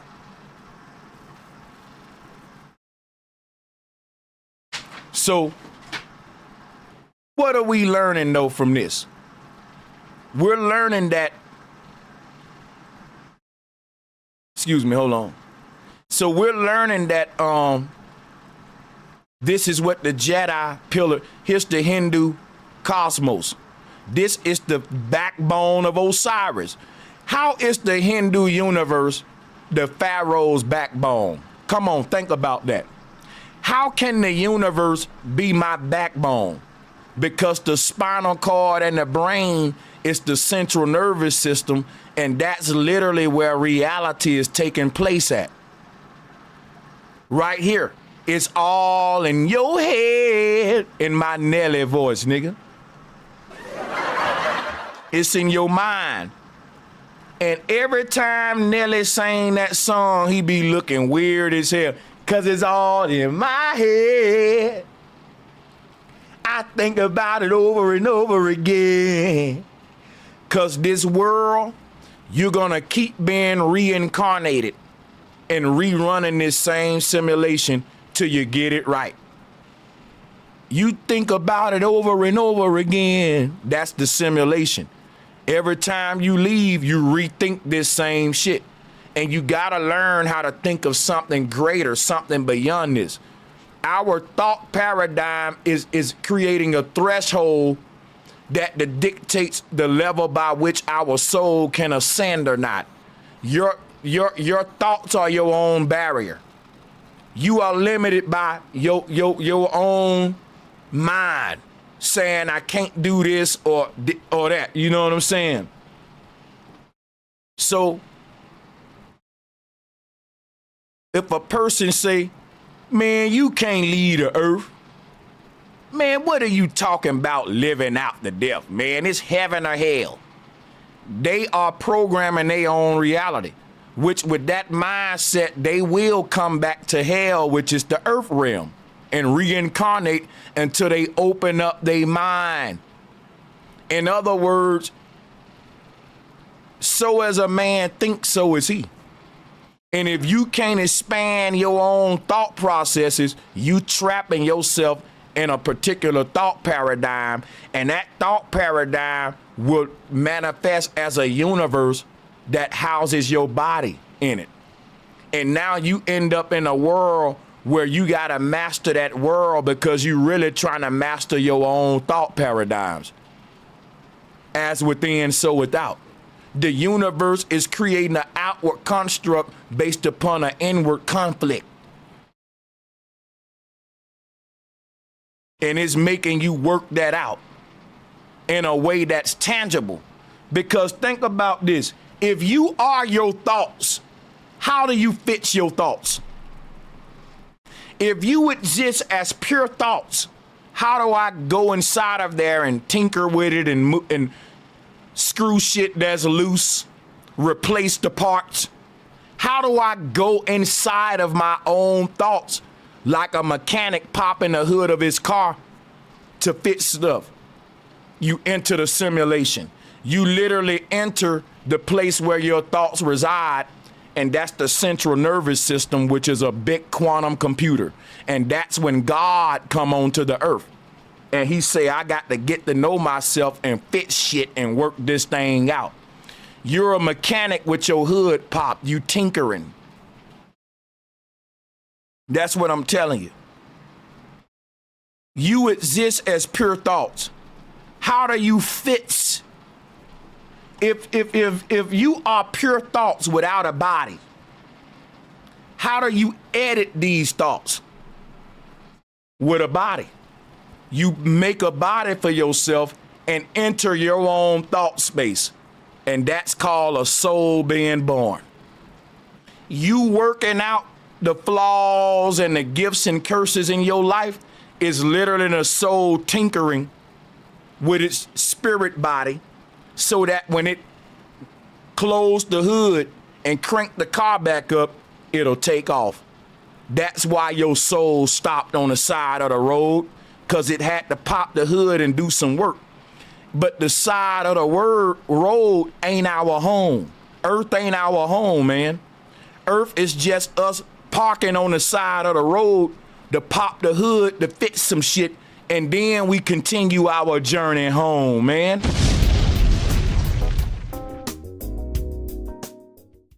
Artificial intelligence is the magic of the moment, but this is a story about what's next, something incomprehensible. Tomorrow, IBM will announce an advance in an entirely new kind of computing, one that may solve problems in minutes that would take today's supercomputers millions of years. That's the difference in quantum computing, a technology being developed at IBM, Google, and others. It's named for quantum physics, which describes the forces of the subatomic realm. The science is deep, and we can't scratch the surface, but we hope to explain enough so that you won't be blindsided by a breakthrough that could transform civilization.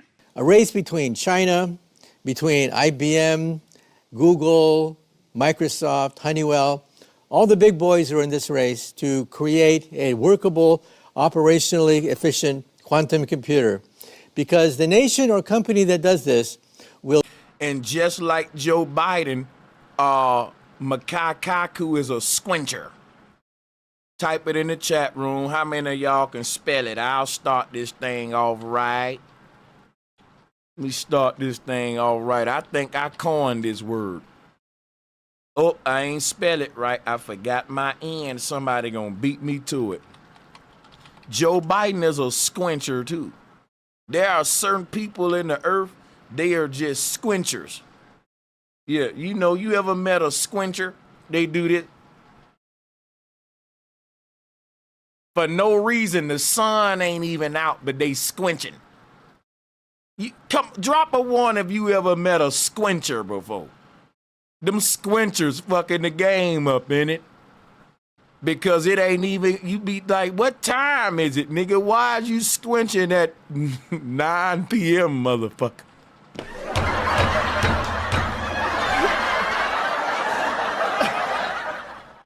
The squinchers got me looking at my clock like, damn, nigga. Got me squinching this shit. Where the sun at? Hey, D. Allen Warren. Salutes flat motherfucking power, man. He said, I hate when they F with your great streams. Keep moving forward. It's all good. I'm going to redeem myself tomorrow. Yeah, man, these squinchers. Let's go ahead, man. That shit sound like a fruit drink, don't it? Squinchers, pineapple. That shit sound like some shit in a little, and it can't be the fruit drink that's in a bottle. It gotta be in a pouch, like a Capri Sun. That's what squinchers sound. It sound like a little juice that come in a little pouch, like Capri Sun. Squinchers, the ultimate thirst quencher, like shit ass looking type. Let's go. To create a workable, operationally efficient quantum computer, because the nation or company that does this will rule the world economy. Y'all hear that? There's a political side of this quantum computer. When people be talking about that's pseudo, that's this, that. Look here, man. The man that makes the first efficient quantum computer gonna be like this pharaoh right here, son. Yeah, look at that pharaoh. See, see, that pharaoh is holding. Why did you think Egypt ruled the world? Now, I know this sound like some shit from a sci-fi movie, but listen to what I'm telling you, man. Egypt, what did Makai Kaku just tell you right there? What did Makai Kaku just tell you? You feel me? Adrian Morrow, go ahead and give Rob a wrench. You gonna have to donate like $1,000, son, if you trying to pay for that shit. Yeah, that $9.99 ain't gonna get Rob a wrench. Everybody gonna have to pitch in for Rob, and we might have to open up a GoFundMe for how much it'll cost Rob to get a wrench. Now check me out, right? Listen at what Makai Kaku just said. He said the country that builds the first fully operational quantum computer is gonna rule the world. Now my question is, why did Egypt rule the world so long? Because they had some called an obelisk and some called a Jedi pillar. Come on now. And they said that the Egyptians had this sort of tree of life, this oracle, where they can see the past, present, future. They can get any answer that they want. Guess what? Don't that sound like a Google computer? You can do an animation in a computer right now that'll tell you what will look like 100 years from now, and it'll be 99% accurate. And it could give you the past and future. This is what computers can do. Allow us to make predictions. All of that. What allowed the Egyptians to rule the world for so long? See, this is what they don't want to tell y'all. The war that's being fought on the earth is a cyber war. They got y'all thinking about guns and nuclear weapons. Man, the real war, what we calling a spiritual war, is the cyber war, the digital world. That's their synthetic spiritual world. That's what I'm telling y'all. They built this shit based on a real spiritual world. And that's why things happen in the spiritual world before they happen in this world, because this the Johnny come late reverse engineered version. If you following me from Bro Sanchez TV, then you already know where I'm at with it. We just continuing the knowledge. Shout out to my brother Farmer John. He said, you know what it is, bro. Flat motherfucking power. Appreciate all of y'all. See if we can. But a reliable, general-purpose quantum computer is a tough climb yet. Maybe that's why this wall is in the lobby of Google's quantum lab in California. Here, we got an inside look, starting with a microscope's view of what replaces the transistor. This right here is. Check this out. This right here allowed quantum computers to be possible. Shout out to my brother Lewis Russell, Flat motherfucking power. Watch this. Watch this. Now listen, I want everybody to look at this thing. It's called a transistor. Now check this out, y'all. Check this out. Give me 1 minute.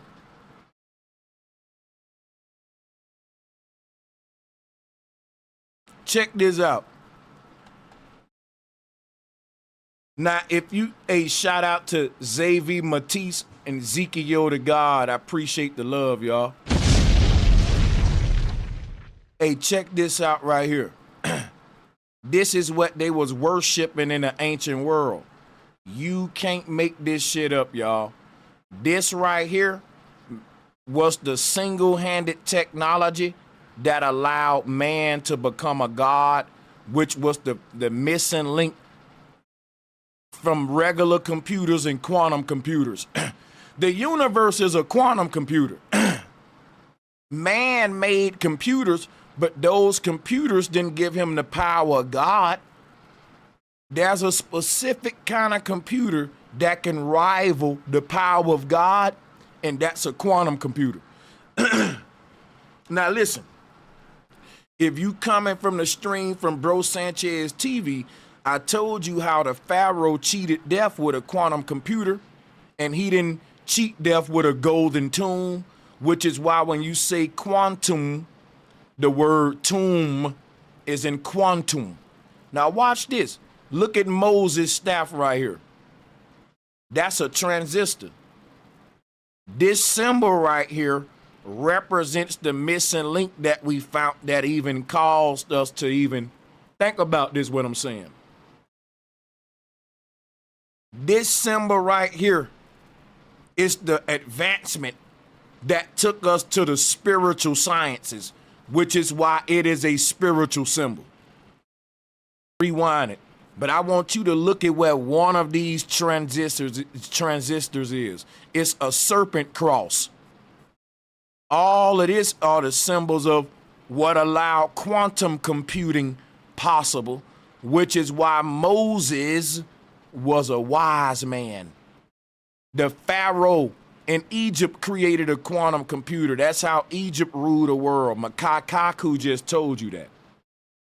Yo, we started turning technological concepts into symbols. And this is why the serpent is wrapped around the cross. This the whole concept with the serpent and the cross right here is literally a transistor. And the wise man Moses would have known that, because him opening up a portal to let the people to the other side would have been him doing what the Pharaoh did with the Jedi pillar, which is why Moses got the staff, which is the same thing the Pharaoh holding right here, to split the sea. That right there creates a metaverse. Splitting the sea means all of our realities sit within a medium called the ether. And when we make our own simulation, we just created another ocean of existence. We just created another pond for fishes to live in. Could upload their mind in a metaverse. That's the simple truth of what we see here. And the transistor made all of this possible. They just told you that. I didn't tell you that. And that's why you can see this symbol all over the world, man. So remember, I deal with symbolism. Let me take some of these collages off real quick. Let me see here. And I'm gonna also let people call in. Let's look at the chat. Hey, shout out to United with Earth's Energy. Massive big ups, Sanchez. They know you got the story right, my brother. Appreciate it. This is my religion, though, y'all. This is my religion, Sanchezology. Don't y'all find it strange that all I'm doing is giving y'all good vibes and connecting symbolism, trying to connect us with the ancestors, but you got a bunch of messy ass niggas that tried to infiltrate me, who like to sit around and gossip with confused humans who got confused sexuality.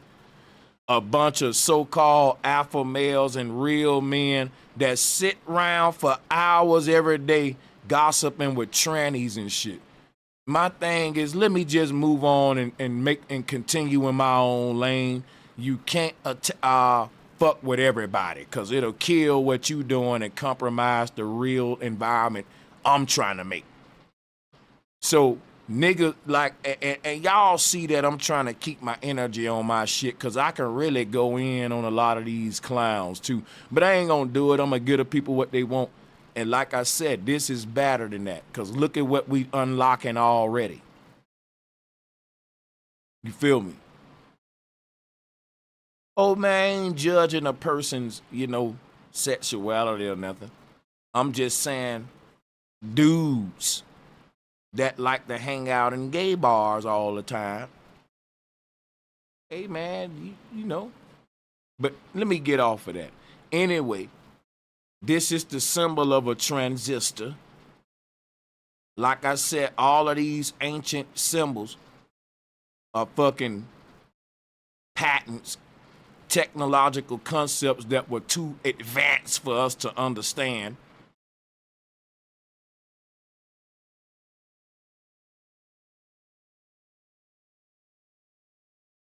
But yeah, man.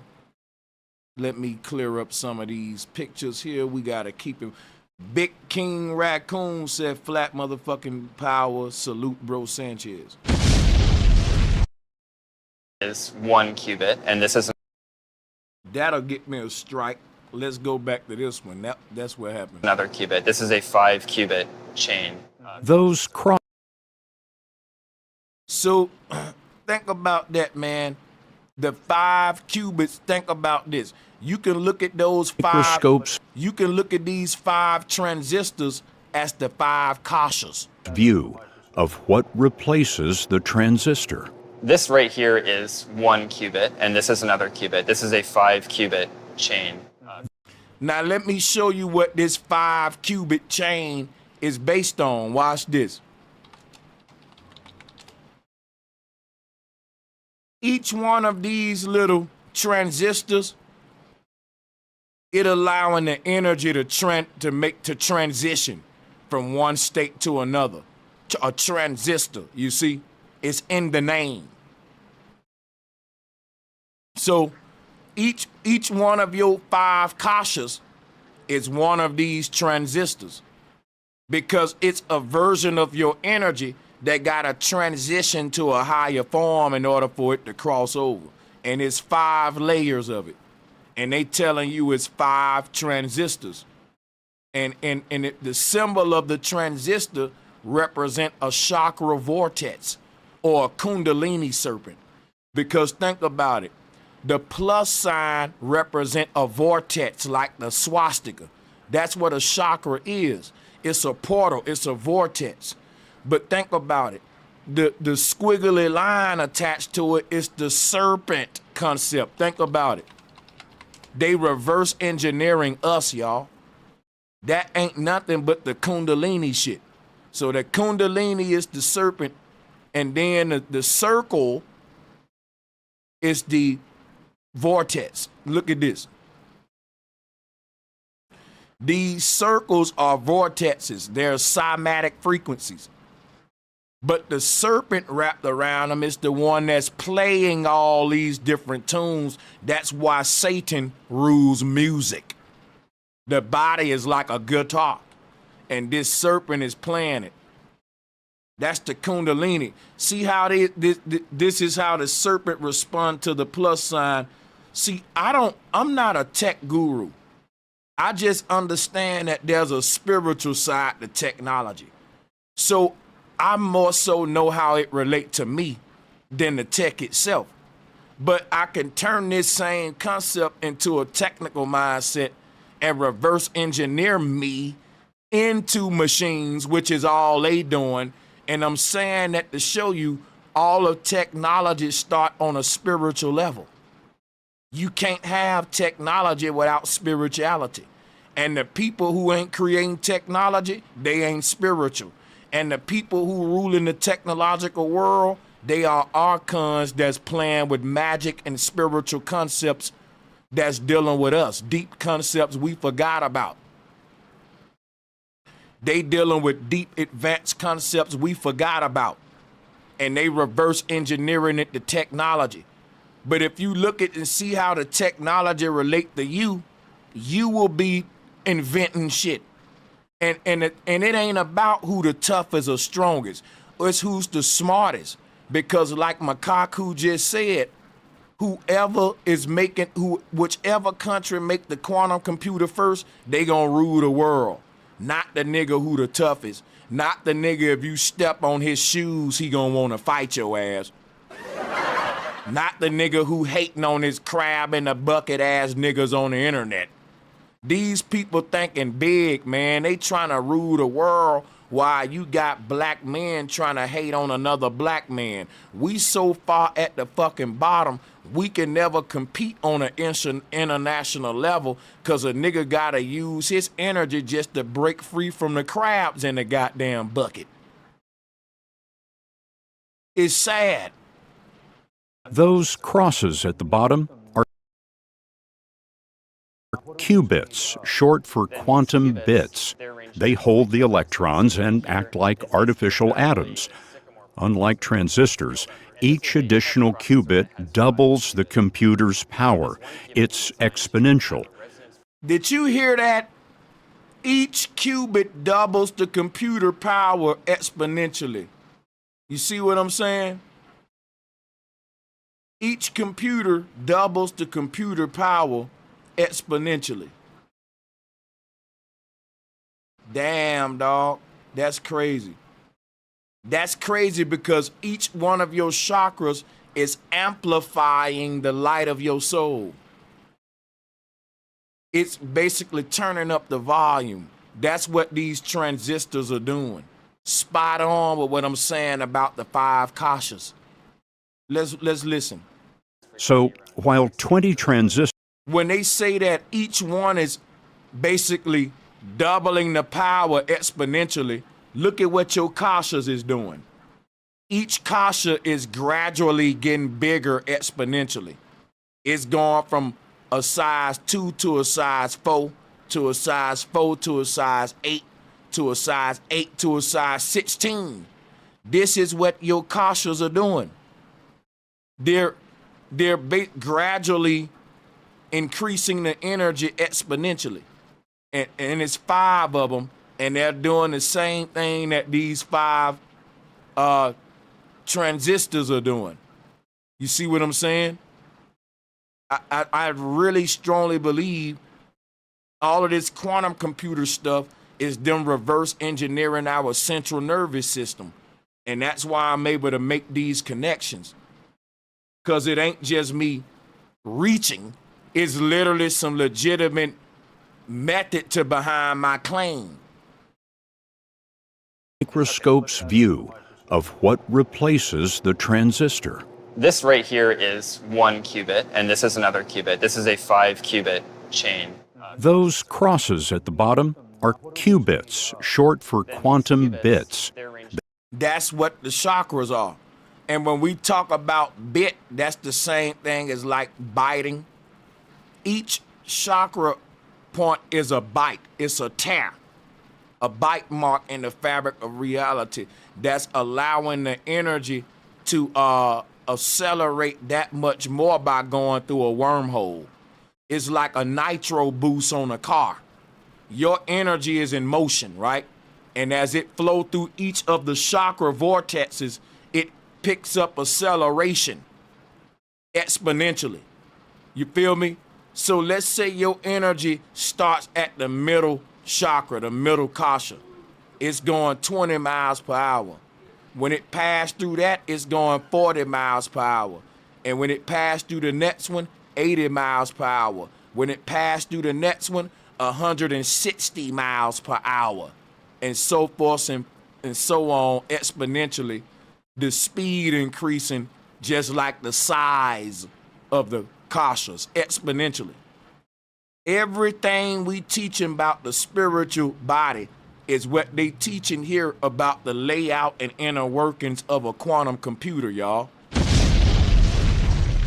I can't make this up. This is all syncretism.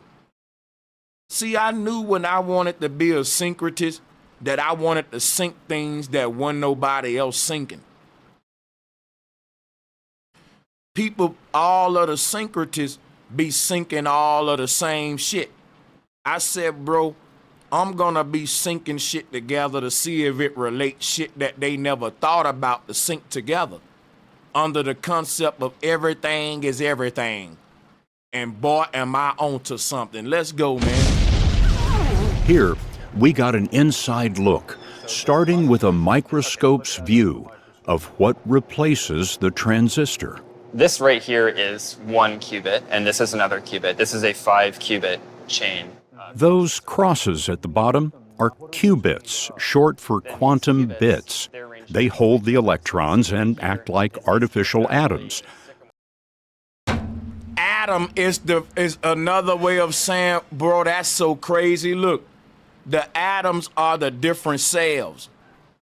Atom is the original man, which is the Akashic body, the Akashic records in the garden at the tree of life. That's the information, the Akashic records. Adam, it don't exist in just one form. Adam gave birth to Cain and Abel and Noah and all them. That is like your central self giving birth to all of your other kashas. These stories we read about is literally the story of this spiritual concept right here. Real talk. The atoms, when they said each one of them is acting like an atom is like a kasha, a little man that God breathed the breath into. Because all of these kashas are like balloons. They only became inflated when we put the soul inside the avatar. And when the soul leave the avatar, the body gonna decompose and flatten out and shrivel up and wither away. Because it's like a balloon that's inflated with the soul. Each one of these kashas, man. Damn it, man. Every time I play the video, it backs me up on what I'm saying. They're just reverse because we are a big quantum computer. Your mind and your body is a huge quantum computer. And they just reverse engineering that. And that's why all the symbols and all of the concepts resemble ancient symbols and ancient mythological concepts. You see what I'm saying? The transistor is the thing that allowed the energy to transition. So when Moses hold the staff up and split the sea, he allowing the people to get to the other side. The people are the energy that's transitioning. If you start thinking of these mythological stories in the form of energy, it'll make so much sense to you. He used a staff to split the sea, meaning he used a transistor to split the energy into 5 qubits like they showing here. And when you split electrical energy, that's a way of saying chopping the water in half. Electricity is like water. And if you're going to split the energy and you want to tell that in a mythological way, then the story of Moses will make perfect sense. He's holding a transistor in his hand. And they was teaching advanced technological concepts to children by personifying the concepts into mythos. Ain't that brilliant? So Moses is holding, think about what these transistors are doing. They're taking the energy and splitting it up. And every time the energy flow through one of these things, it doubles in its processing power exponentially. So by the time it get to the fifth transistor, it increased its damn power so much we can now call it a quantum computer. That's the only difference between this computer and regular supercomputers. Basically, they took the computing power and multiplied by 5, and it's increasing in power exponentially every time it's multiplied. And it's multiplied 5 times. You do the math. That's a fucking lot of computing power. Especially when you think about the fact that 5 of them, that's a quantum computer. That'll give you an idea of how much computing power we talking about and why they told you this amount of computing power is equivalent of our universe's Big Bang. So man now got the amount of computing power to literally rival God right now. You can't even make this up. That's what we talking about. Unlike transistors, each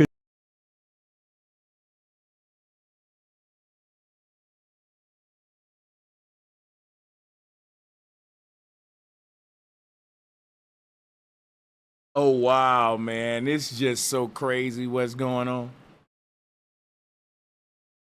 Drop a 1 if y'all can hear me, man. Talking about 5 of them. That's a quantum computer. That'll give you an idea. All right, so it captured what I was saying, so I'm gonna keep going. I see 1, so let's keep going. They trying everything to censor this motherfucking truth, man. That is crazy. Let's go. additional qubit doubles the computer's power. It's exponential. So while 20 transistors are 20 times more powerful than 1, 20 qubits are 1,000,000 times more powerful than 1. Oh my God! Y'all hear that? That's crazy. This is a huge jump in computing technology. And that's why they kept telling you the world ain't ready for this. Yo, think of all of the computing power we got today and multiply it by 5 million. That's just a starting point for where quantum computers are starting at. Think about what I just said. Think of all of the computing power that we got in our world and multiply by 5 million.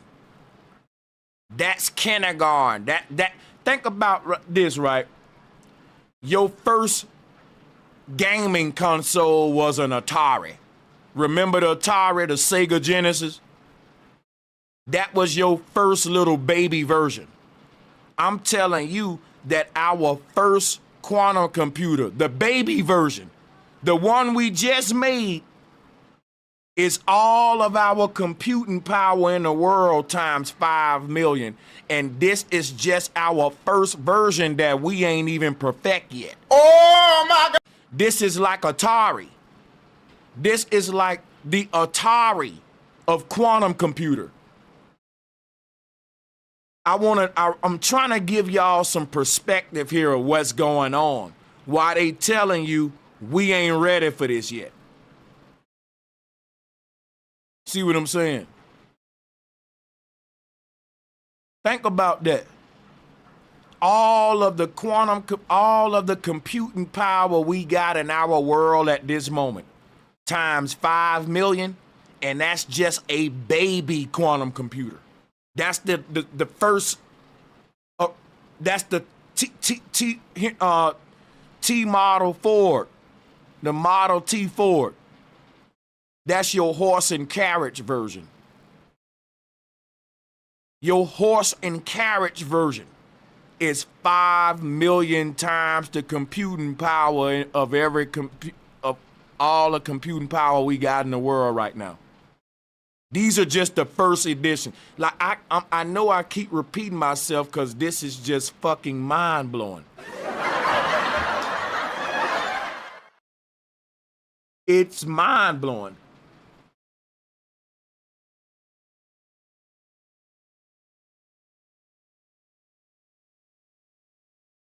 Yeah, it's mind blowing. We got in the world right now. These are just the first edition. Like I drop a one if that's crazy to y'all too. One. So this gets positioned right here on the fridge. And this is Karina Chow, Chief Operating Officer of Google's lab, showed us the processor that holds the qubits. Much of that above chills the qubits to what physicists call near absolute zero. So think about this, y'all. The quantum computer is using so much energy that it basically got to have antifreeze like a car, and it chills the computer to like near freezing, right? Like it chills it to these numbers that are ridiculous. You would freeze up. Like these things are processing so much power, they got to operate in freezing conditions or they will overheat. Now, how many of y'all saw the movie Demolition Man? Let's go to it.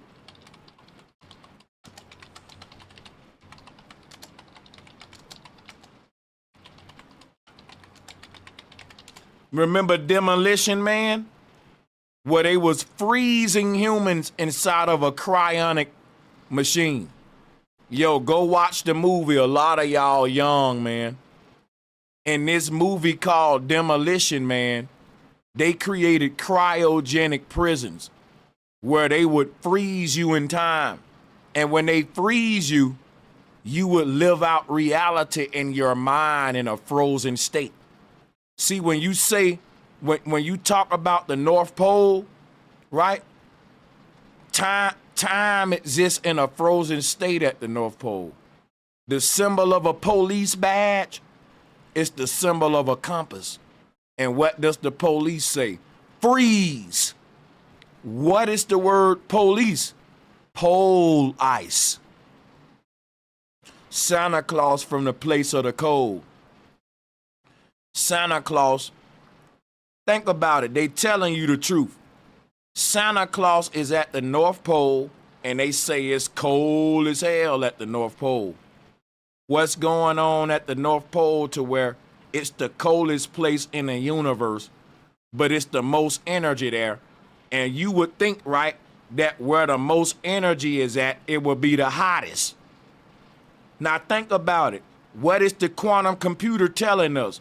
The quantum computer got more energy and power than any other computer in the world, but it's the coldest because they freeze it, they keeping it in a frozen state, because with that much power, it'll overheat. So it's a paradox. So it's a paradox. Just like what's happening at the pole ice, police, freeze. They showing the badge is the square and compass. Let me show you something real quick. This is cryogenics, man. Let me show you something.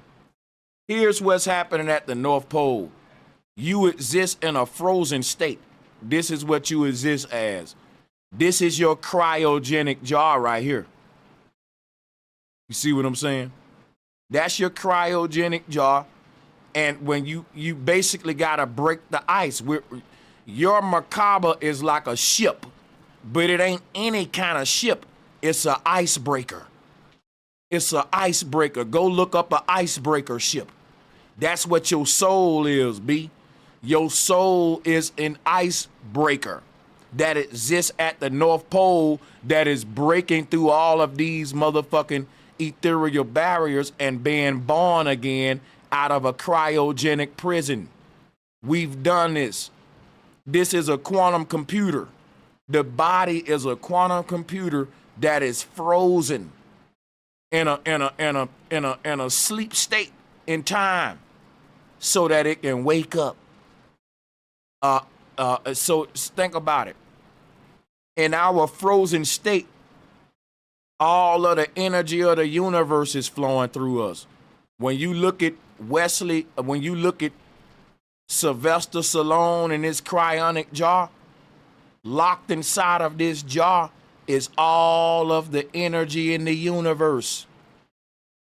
And that energy is being used for him to create a dream world as he's frozen in time in the jar.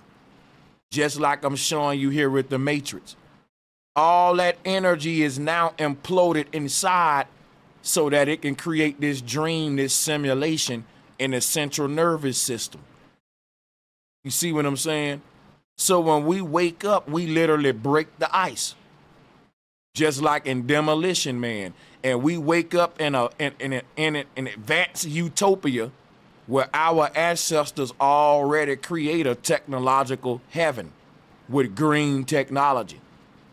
But the price to get to it is to go through the underworld. This is like when you get to this world, you've mastered this underworld to where you graduate, you deserve to be. Every soul up here know how to behave, know how to control themselves. It's beautiful. It's a utopia because they've already worked out their demons and purged themselves in the underworld when they were sleeping. So basically the ancestors created this safe sleep state for us to work out our demons so that when we finally break through the ice, nothing that'll enter heaven. Only thing that's gonna enter this realm is your purified angelical form. Cause you already been to the earth killing, stealing, fucking. You said, I'm tired of that. That's purgatory. You was able to purge that out to the point where you did it so many times, your soul was hungering for something more. And that something more is what eventually lead everyone out. It eventually lead everyone out. Shout out to Reggie P. He said, fire show, thank you. We live in a real life sci-fi movie where our whole life is a test to see who's worthy to enter this advanced utopia that we've created. We created a world with zero crime. Why? Because we was able to screen children at birth and let them run out their lifetime. And we seeing what they was gonna do bad and let them work that out in a prison called Earth and serve their time so when they get out, they'll be corrected. It's a correctional facility. Our ancestors were so advanced, they said we can create a world with zero crime if when a baby is born, we plug them into the matrix and we simulate an adult life. That baby is gonna do all the wrongs it was gonna do in heaven. That baby gonna realize I shouldn't have killed that man. I shouldn't have stole from that person. That baby is gonna reincarnate till it get it right, till it learn that ain't the way you do unto others. You do unto others as you have them do unto yourself.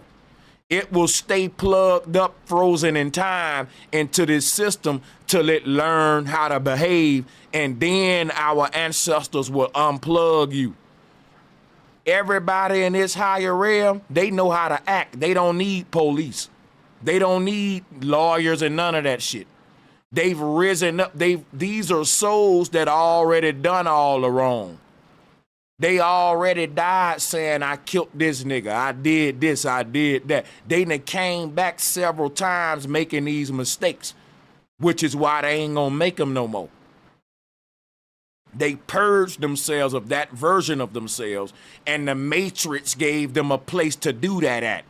Our ancestors create a safe environment for us to manifest our demons. For you to realize that these lower versions ain't what you want to be. It's the process of elimination. And until you eliminate all of these lower versions, you didn't slay all of your demons. You came here to do the process of elimination, to eliminate all these versions that's lower than what you know. You better than that. As we say, if you know better, you do better. And you put away that lower version and activate the version of you that know better so you can do better.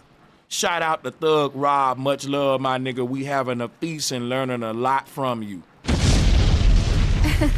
Sánchez cocinando. So, what's happening here in this matrix is souls are given the opportunity to do as much vices as they want. The only time we can be evil is in this simulation. But see, this is why no crime exists in heaven. Because we already did what they trying to do in all these sci-fi movies. Go watch Demolition Man. They created a world with zero crime. And how did they do it? By freezing people in time and shit. They giving you a little bit of the truth. What our ancestors did in our advanced base reality, soon as you was born, they plugged you up into the matrix. That's why you ain't never been born for real. Basically, our mamas and daddies exist in an advanced society where we will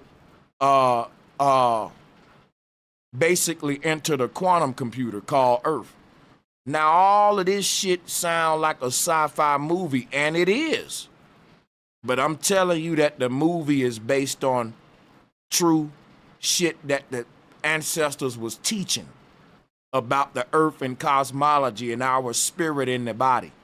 But check this out, right? And what the ancestors was saying was, you still a baby in the base reality. And your whole concept of growing up being a man and doing all your mistakes and stuff is them creating a simulation for babies to simulate the lives of adults.